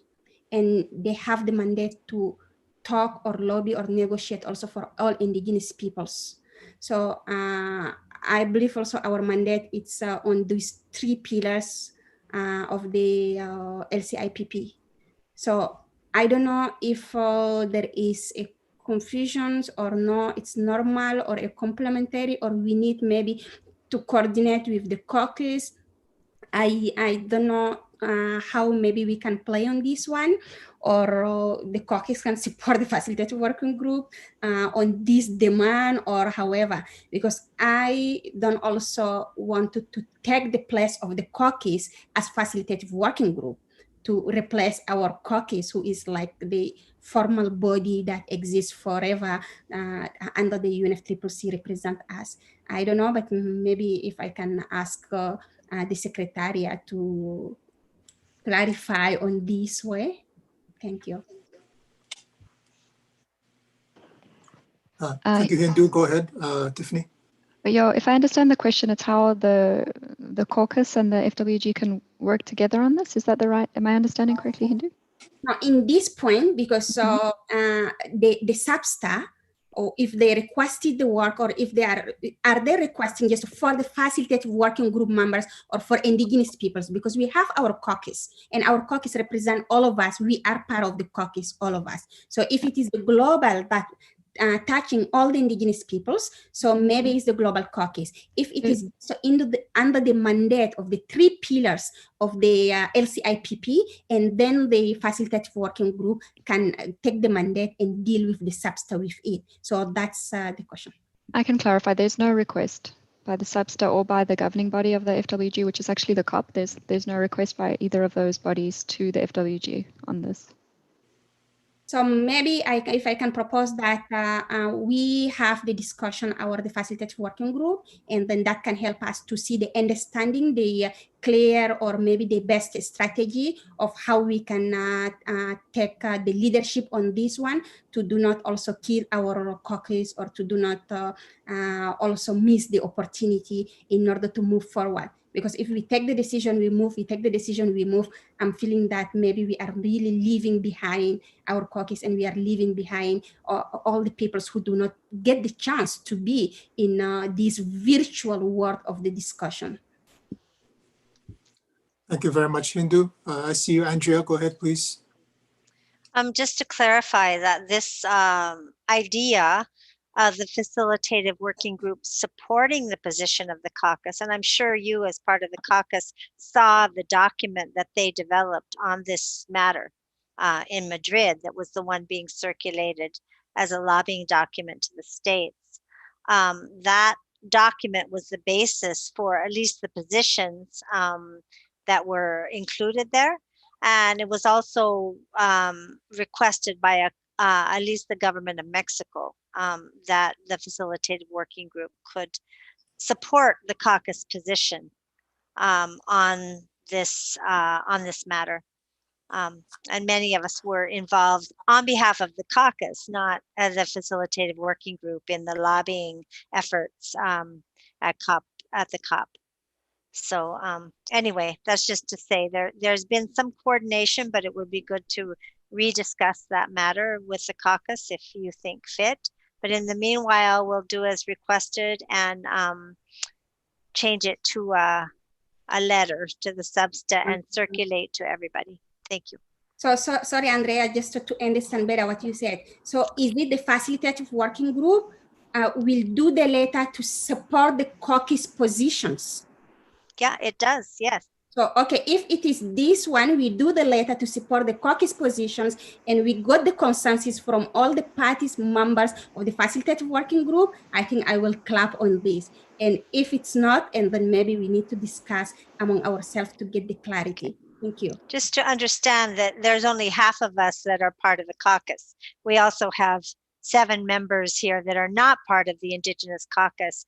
And this was told to me very strictly by Majid when I co-chaired the working group, or the technical meeting on local communities, that I was not speaking for the caucus or representing the caucus when I made my presentation there, that we have a different role as the facilitative working group.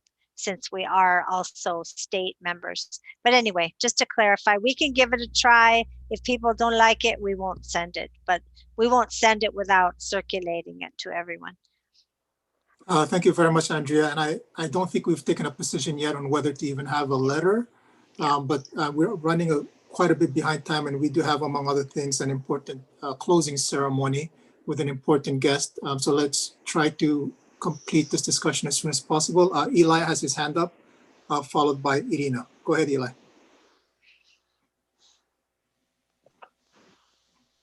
Thank you. I'll be brief. And I think a few have already raised the issue, and I think I probably want to echo Estebancio, who kind of said he's concerned about this group trying to go down this route for nothing, essentially. I'm basically concerned about two things. One is as a party member, I'm not speaking for Canada right now, I speak for WEOG. So anything we do, I do need to get sort of buy-in from all the whole region. And I know that's the same for all other party members. I'm very concerned about us trying to negotiate within the FWG something on this and taking away from the other work that we have to do. It's kind of like us basically hitting our heads to the wall, essentially, or on a brick wall. But at the same time, I mean, again, the concerns are very well recognized. We've had this discussion. Majid's suggestion is an interesting one. I think we can maybe explore that, but I really would caution, because we haven't been invited to provide anything by the substa chair, that I'm not sure what exactly we would be able to put in a letter that wouldn't look like positioning. And that's the thing, like we cannot be, because then we have to negotiate amongst ourselves. And then to do that, we have to negotiate within our each party group, which I know there isn't even consensus within different grouping of parties. So this just becomes quite complicated. I'm just basically throwing all these cautions out there. And I know we're going to continue this discussion. And at the same time, as Hindu said, there is the Indigenous caucus who is doing that advocacy. So again, we need to be mindful of who's doing what and what can we realistically do within the FWG, given all the other work we also still have to accomplish as well. So, but I'm keeping an open mind, and obviously, like I say, I will have to consult with my WEOG members as well. Thanks. Thanks very much, Eli. Irina, go ahead, please. Thank you. Thank you very much. I have discussed this in the breakout group yesterday with Andrea and with the people that was involved in that group. And my question was always the same. Can we do this kind of thing in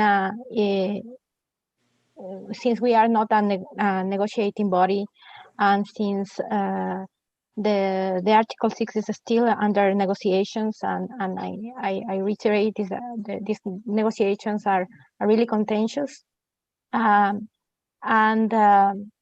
we today Majid has proposed something, and it's I think it's very valid, but I don't see how this letter to the chair of SAFSTA would have, or which is the final. Besides him, he could send through all the parties, or how is going to be canalized to the parties who are negotiating in that, and it's a lot of questions there. And before I have asked our secretariat which other means we have to speak about this kind of question about human rights. And if I don't, if I am not mistaken, Tiffany told us that we are entitled to give some input to the COP. I would like to know at which stage we could do that, and always taking into account, not taking any position, because as Eli told, that for us, the countries, we have to go back to our groups, and it's not very easy to get back to our groups when we are not in the meetings, for instance, in SAFSTA or at the COP. Virtually is almost impossible, and all the decisions within the groups are taken in the United Nations at the New York, and the positions there, specifically in my region, are not necessarily very swift or well understood in terms of climate change negotiations. So it won't be very easy to get an approval from my group. Please, if the Secretariat could explain again if we can do something in this matter, making recommendations to the COP, it will be great. Thank you. Thank you, Irina. If the Secretary has a response to that, you can go ahead. Thank you, Yo.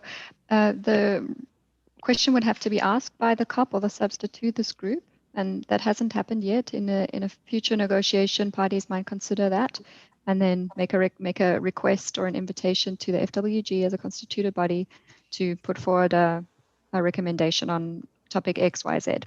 So that can happen when another negotiation happens under this agenda item of the LCIPP.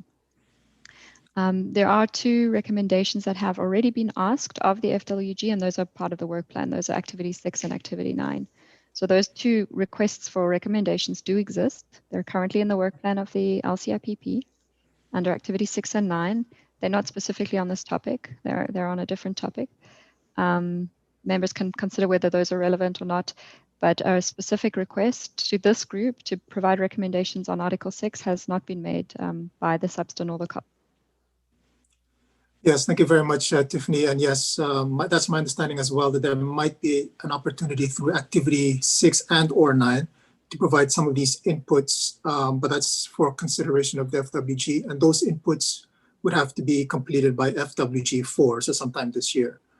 I do see Daly and Hindu. Those would be the last 2 speakers. With your indulgence, go ahead, Daly, please.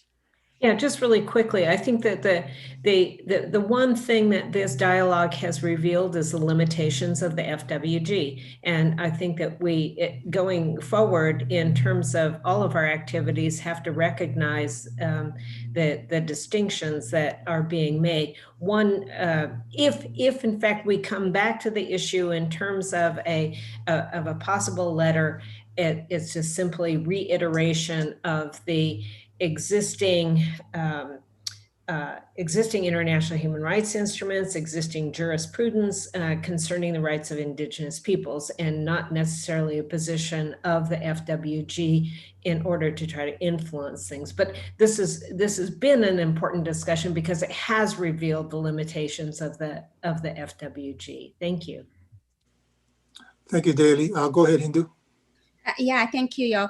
To move forward, maybe we can, as Facilitative Working Group, within our mandate, we can ask SAFSTA to organize a workshop on CDM with the regard to engage the participation and the rights of Indigenous peoples. And that can be an entry point to open the discussion about Indigenous people rights and maybe the local communities or whatever. And then we can see if the recommendation come out from the workshop we organize, and then it can help us maybe to do another linkages. And we can leave also the place for the Indigenous people caucus to do the lobby or the negotiation that we usually do. Thank you. Thank you very much. Thank you very much, colleagues, for this discussion. There are different options on the table for a way forward. I don't necessarily see that there's a particular consensus on any particular approach going forward. So I think this deserves more discussion. I do note that we have indicated that the possibility of having some sort of intersessional meeting with the caucus to get the views of the caucus on various things. So maybe this can be part of that discussion, but although they would have to be followed up by an internal meeting of the FWG members to strategize on these different approaches, including a possible contribution to the Article 6 discussion.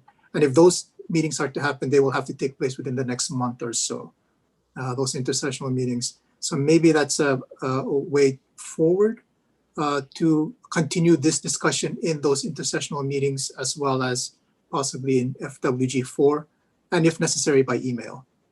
I also don't get the impression that there's a consensus on drafting a letter at this point. I think there's been some interest in considering the drafting of a letter, but I don't sense a consensus on that. If I'm mistaken, please indicate otherwise.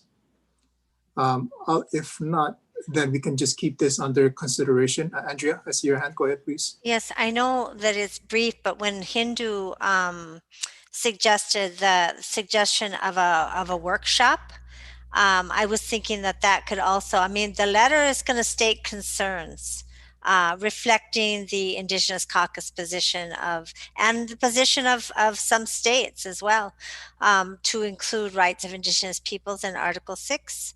And we could suggest also at that point having the workshop that Hindu suggested. So I don't think we're sending a letter without everybody's consideration, but we could draft something along the lines of what Majid suggested and add what Hindu suggested and see what people think about it. But you're right, it needs to be done fairly soon.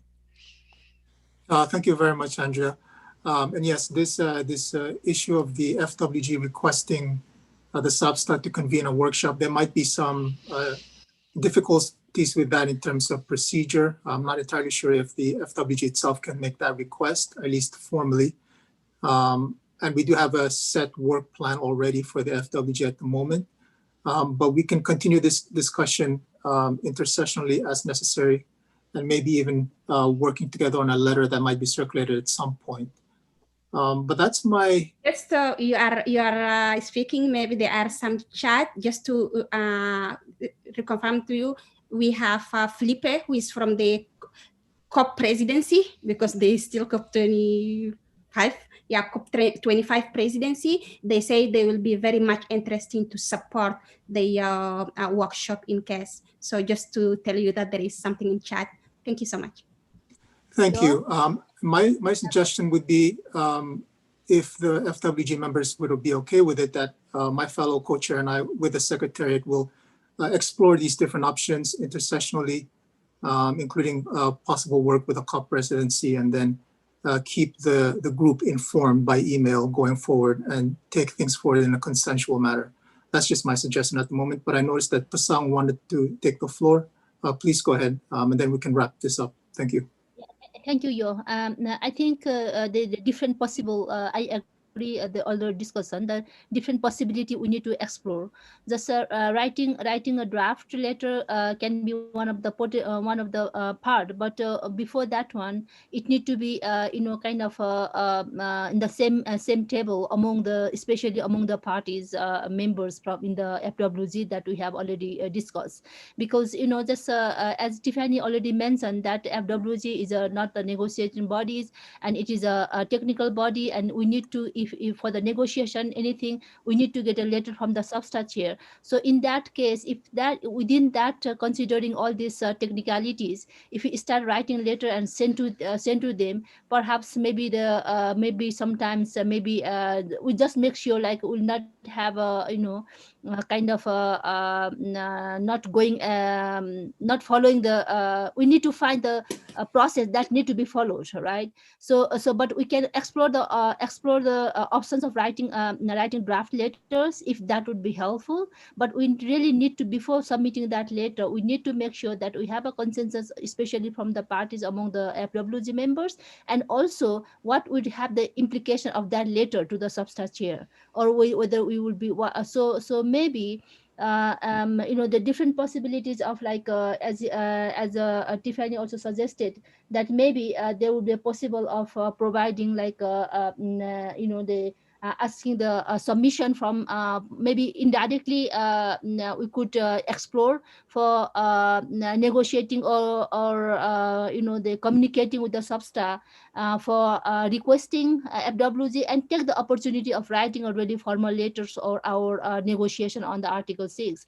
So we need to really clarify on this before we write a letter. Otherwise, we just writing a letter is not a big deal, but the big deal is how it's been considered later. Thank you. Thank you very much, Pasang. And with that, I do not have any further comments to make. I think we will keep this item under consideration going forward, at least my fellow co-chair and I, with all these different options, making very clear that we follow the proper process and not overstep the mandate of the FWG, but also making sure that the FWG supports, among others, the indigenous peoples in these different processes to the appropriate extent. But we'll keep everyone informed going forward on this.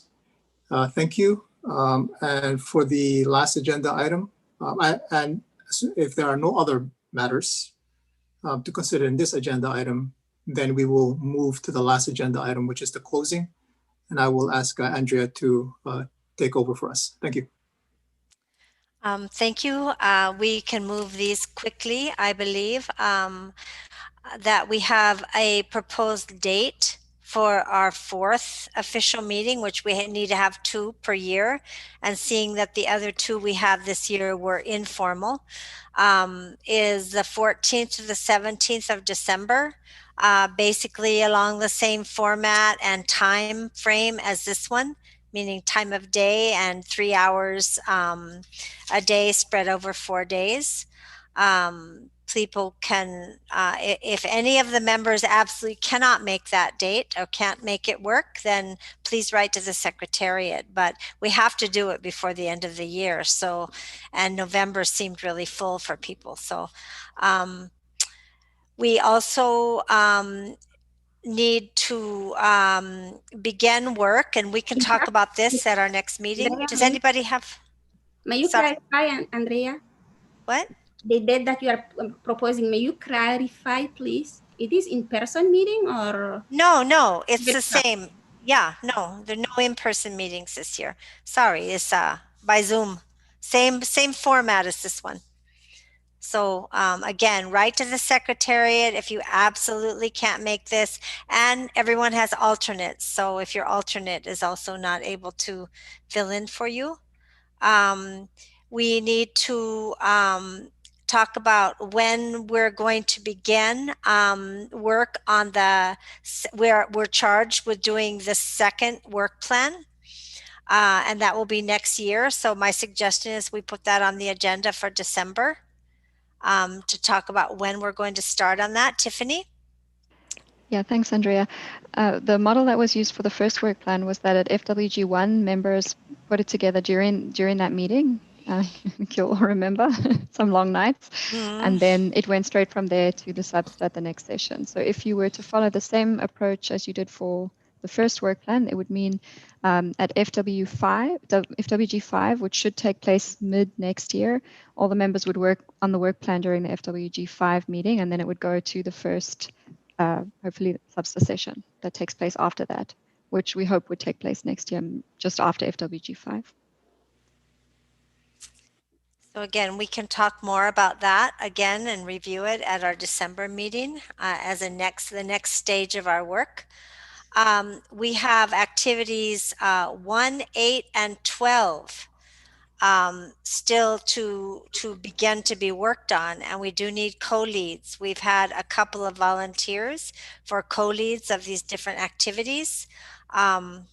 for the concept notes to begin with. So if people can look at those between now and our December meeting, and if you want to volunteer as co-leads for any of those activities, I know one is the global gathering, which is set to take place before the next COP. There are others, the other ones as well. If you can look at those and see if you want to volunteer as co-lead on those activities, we can finalize that plan at our next meeting in December. So those are the items, the housekeeping items that we have under the last agenda item.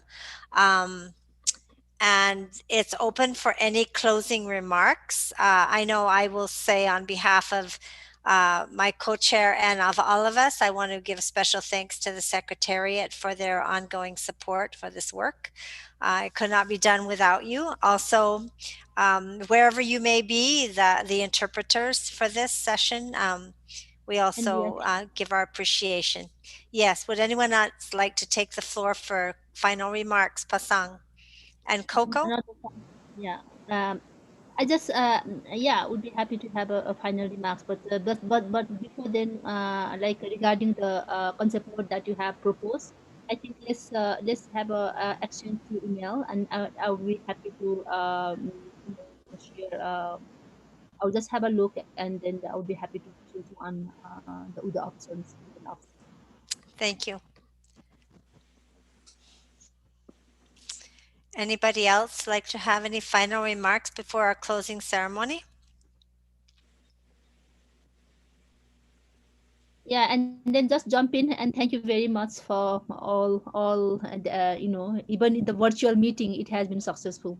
So I'm really thankful, and once again, congratulations to our newly elected co-chair, Andrea and Yo, and also thank you for all friends. Like it's almost midnight for me, and still alive, all of us, and I had to check my door because sometimes my daughter just come in, so I had to go back. And so, but it has been really, really wonderful, and even virtually, it was very successful, and I'm so thankful that we can expand our coordination, collaboration, even inside and outside the bodies, and fulfill the three functions of the platform.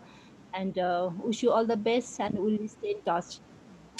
Thank you so much. I have a request for the floor from Saul Vicente Vázquez, representing the Instituto Nacional de Pueblos Indígenas, Government of Mexico. Saúl, unmute tu micrófono. Sí, gracias. Es que está un poco lenta la computadora y tarda en cambiar. Pero muchísimas gracias en nombre del Gobierno de México y en particular de nuestro director del Instituto Nacional de los Pueblos Indígenas, el hermano Adelfo Regino, que quiere expresar su agradecimiento por habernos invitado a acompañarlos en esta magnífica reunión que han tenido.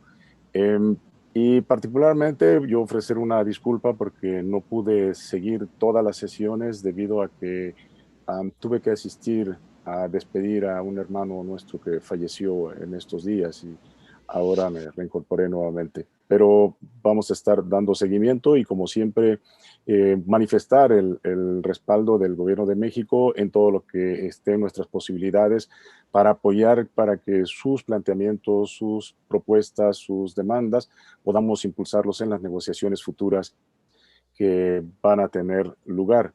Y como parte de esto precisamente fue la invitación que hicimos como Gobierno de México conjuntamente con el Gobierno de Canadá a llevar a cabo un diálogo de pueblos indígenas sobre los temas de cambio climático, biodiversidad y desertificación, justamente para que pudieran haber allí elementos claves que surjan de las propuestas de ustedes para que podamos llevarlos a las diferentes instancias en los procesos de negociación que vienen en camino, como la próxima reuniones del SAPSTA, del SBI, de las reuniones de cambio climático, la COP26, también la COP15, las reuniones en Colombia, etcétera, y tener estos elementos de ustedes. Por esa razón quiero, en nombre del Instituto Nacional de los Pueblos Indígenas y del Gobierno de México, volver a reiterar la invitación a todas y todos ustedes que aceptaron participar en este diálogo. Muchas gracias a todas y volverles a reiterar la invitación para que puedan participar en el próximo martes. Es el día final de este diálogo, en donde vamos a presentar algunas conclusiones, los mensajes claves de todo lo que ustedes propusieron, y nos gustaría que estuvieran ustedes presentes para que pudiéramos tomar el consenso de estas conclusiones, de estos mensajes claves, para que ustedes nos ayuden a redactar si están de acuerdo en lo que hemos estado trabajando aquí. Así es que esa es la invitación que quiero hacerles, y nuevamente agradecerles a Andrea y Graham, que estuvieron apoyándonos mucho para poder contactar a nuestras hermanas y hermanos de la plataforma de ustedes, del grupo facilitador de cambio climático, para que pudieran participar. Muchas gracias a todos ustedes por esta participación con nosotros, y nuevamente espero verlas y verlos el próximo martes. Muchas gracias. Felicidades a todas y todos.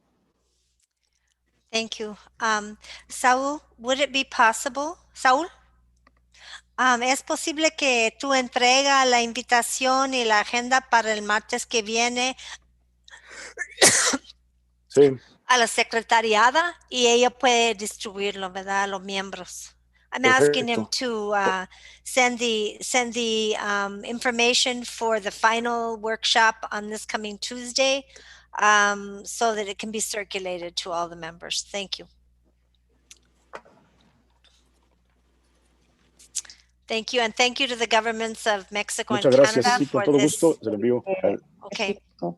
Thank you to the governments of Canada and Mexico Gracias. for organizing these important dialogues that he was referring to. Hopefully everybody had the translation function, so they can understand what Saúl was saying on behalf of Mexico. Thank you and thank you for your thanks, Saúl. It was a pleasure for me to put you in contact with many of the members.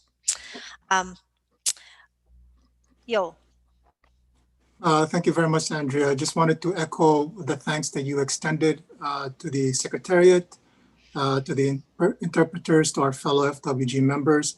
I also wanted to extend thanks to all the participants that have joined us over the last several days. Your presence here, as well as your contributions, I think have really enriched our discussions, and we welcome you, invite you to future meetings of our group, and please show up and be as active as you have been so far.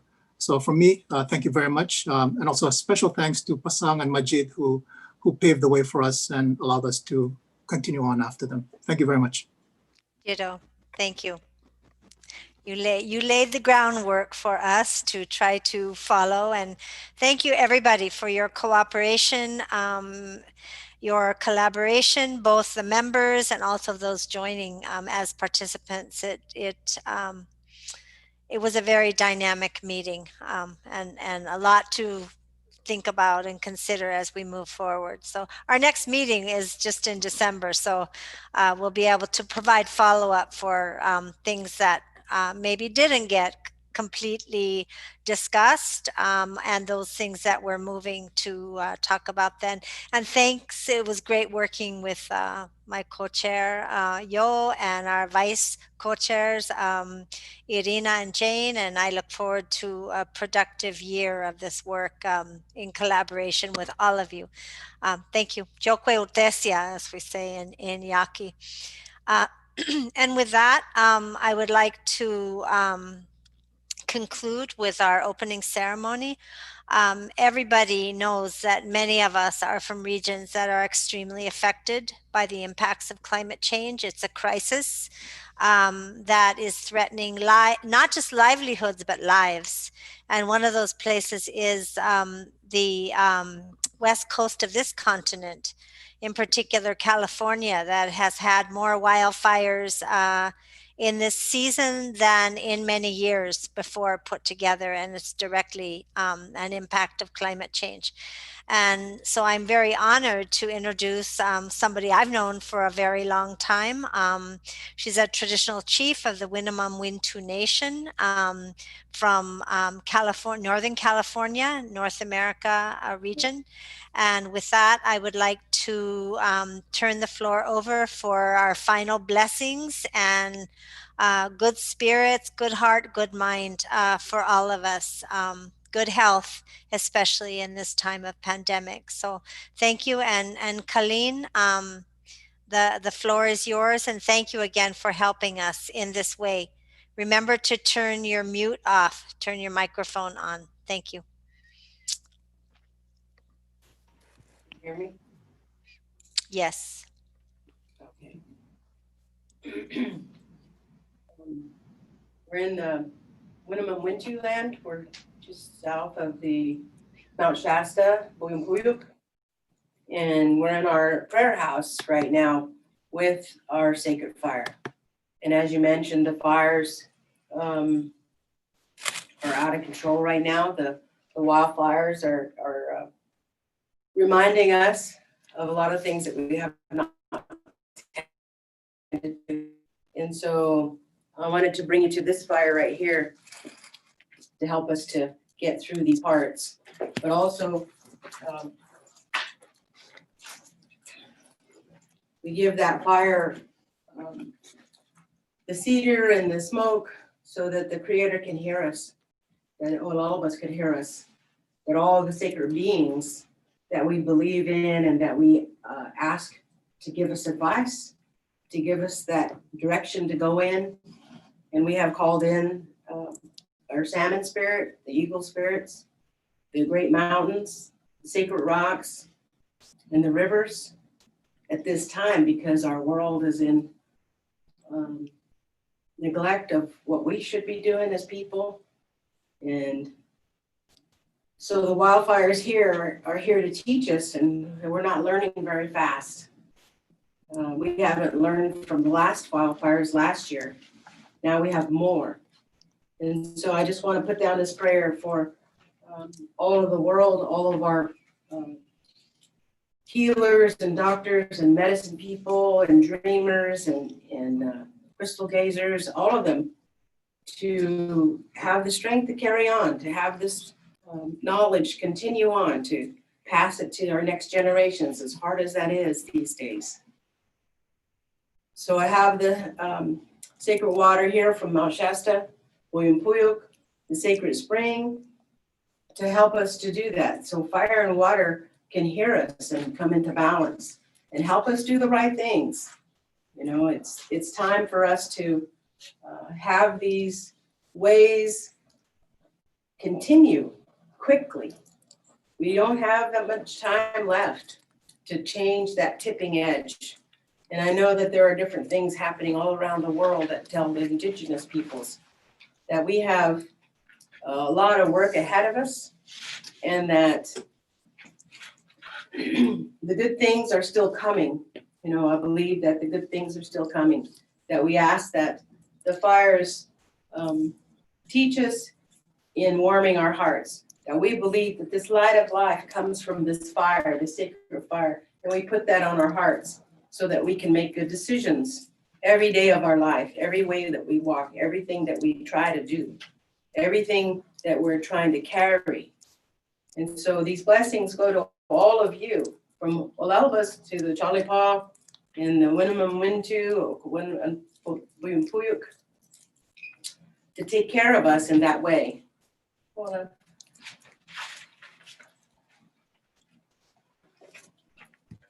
We are not very many people now in my tribe, but we're still doing the best that we can. And I know that some of my sisters in the Global Caucus and in LASE, you know, I pray for them every day that they continue to do that good work, continue to lift their people up, continue to make headway in a place that, you know, is up against them. All of the permanent forum, all of the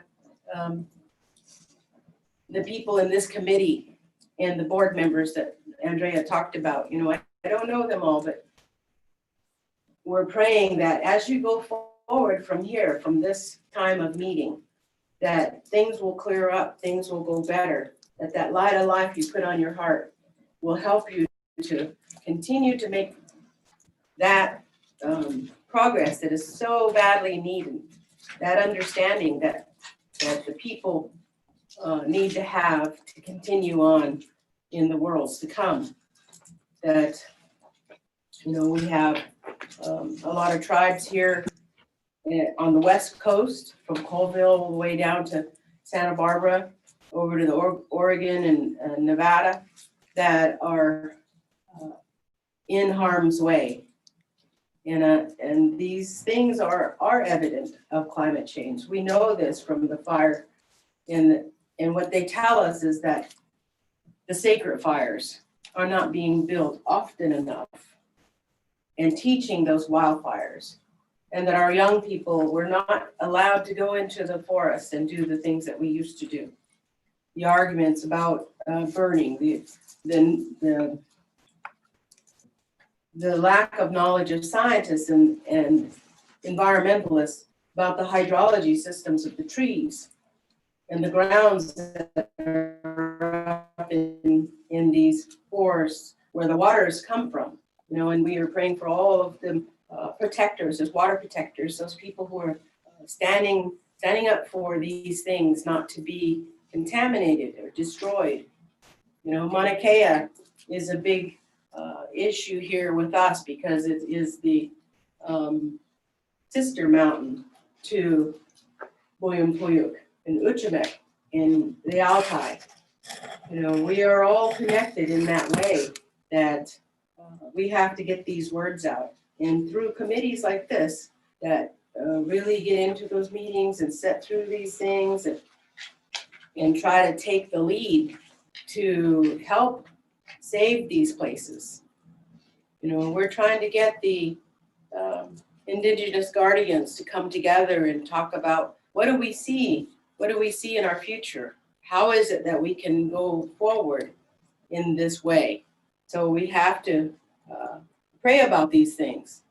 And we're setting down these prayers and sending them up into smoke and asking the Creator and the eagle flute to take them so that we can be heard by the Creator. You know, help us, help guide us and direct us. Help us find the words to articulate so that they can understand what these fires mean, what this way of life means, and not forget about it. But I have to say that that our waters are struggling, that our spring, our sacred spring on Mount Shasta has dried up 2 or 3 times now, which is a major message to world waters. And so we have this obligation to carry these prayers forward. So asking that all of the prayer people, medicine people, to continue to have the strength to do what they do, to carry on the way that they do for their families, for the love of families, and for the relationships and the connections of what do we stand for, what do we want in the future generations to come. And for the minimum, we want our songs to be always sung at this spring, at that creation site of our people. We want the salmon to return to help us do the good things with water, from the oceans to the mountains, to the springs, to clean the rivers and clean the water the way that they do. And for us to recognize, you know, and to have the knowledge how to speak to the biologists and the scientists who think that they know everything about salmon that they're missing. So I know that these things are true in other countries, in places that are struggling just as we are to continue on. And so I ask that the Creator, you know, watch over all of you people who are speaking for all the people that you can.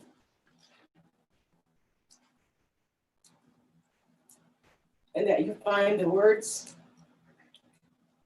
and you find the people who will listen to make these changes soon. So it's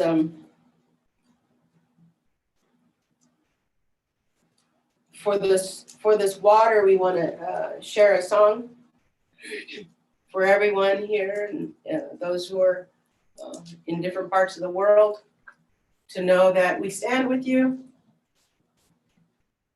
and that we're doing everything, and we're continuing to pray that everybody can do the best that they can in the best way they know how. So we're going to sing the song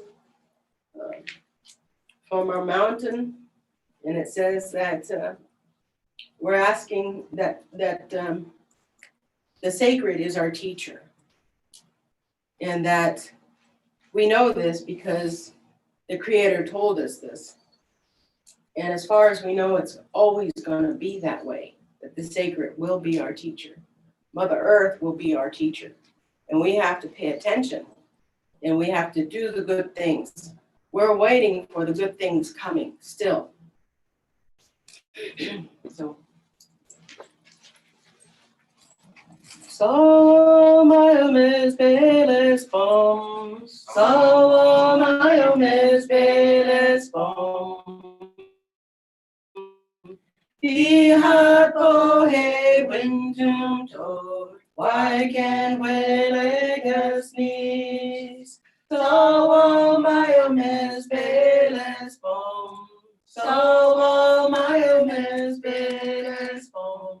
Ihapo he winjum to, why can't we legas knees? So Mayomes Beles Bom.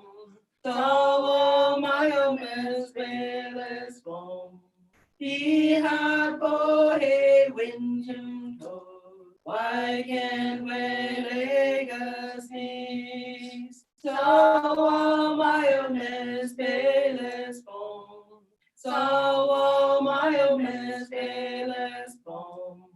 Ihapo he winjum to, why can't we legas knees?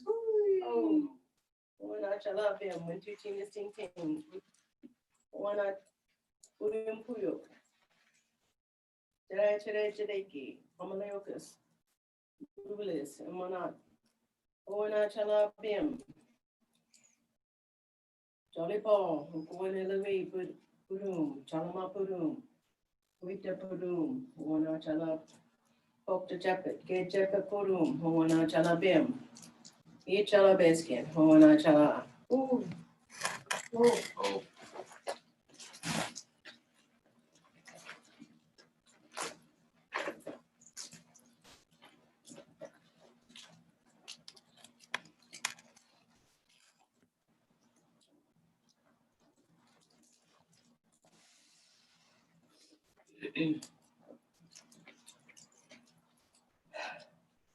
We'd like to thank everybody for doing the best they can, and that our prayer is for them to continue on in the best way that they can, and that we also continue in that good way, so that our world will be put back into its rightful way of working things.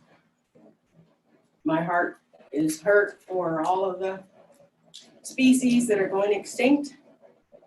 And as I watch my salmon, maybe the next one's going extinct. It hurts me for our future generations, for our mountains, for our bears. And then I'm praying, this fire is praying. Good work. All of you have the strength to do that good work. Oh, thank you. Oh.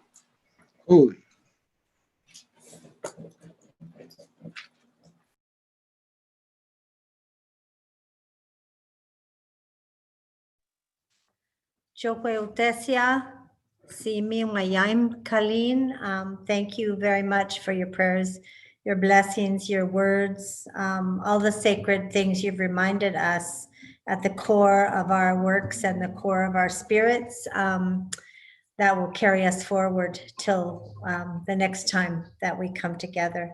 And with that, we close our third meeting of the Facilitative Working Group of the Local Communities Indigenous Peoples Platform, UN Framework Convention on Climate Change. Have a very good night, a very good morning, very good day, all of you. Thank you. We're signing off. I think we're staying on with the co-chairs for a brief wrap up with the Secretariat. Thank you. Bye-bye. Thank you. Bye. Thank you very much. Bye-bye. Thank you. Bye. Thank you, and bye-bye. Bye-bye. Thank you, Bye-bye. everyone. Thank you. Bye. Bye-bye. Bye. Bye. Good night. Thanks, everyone.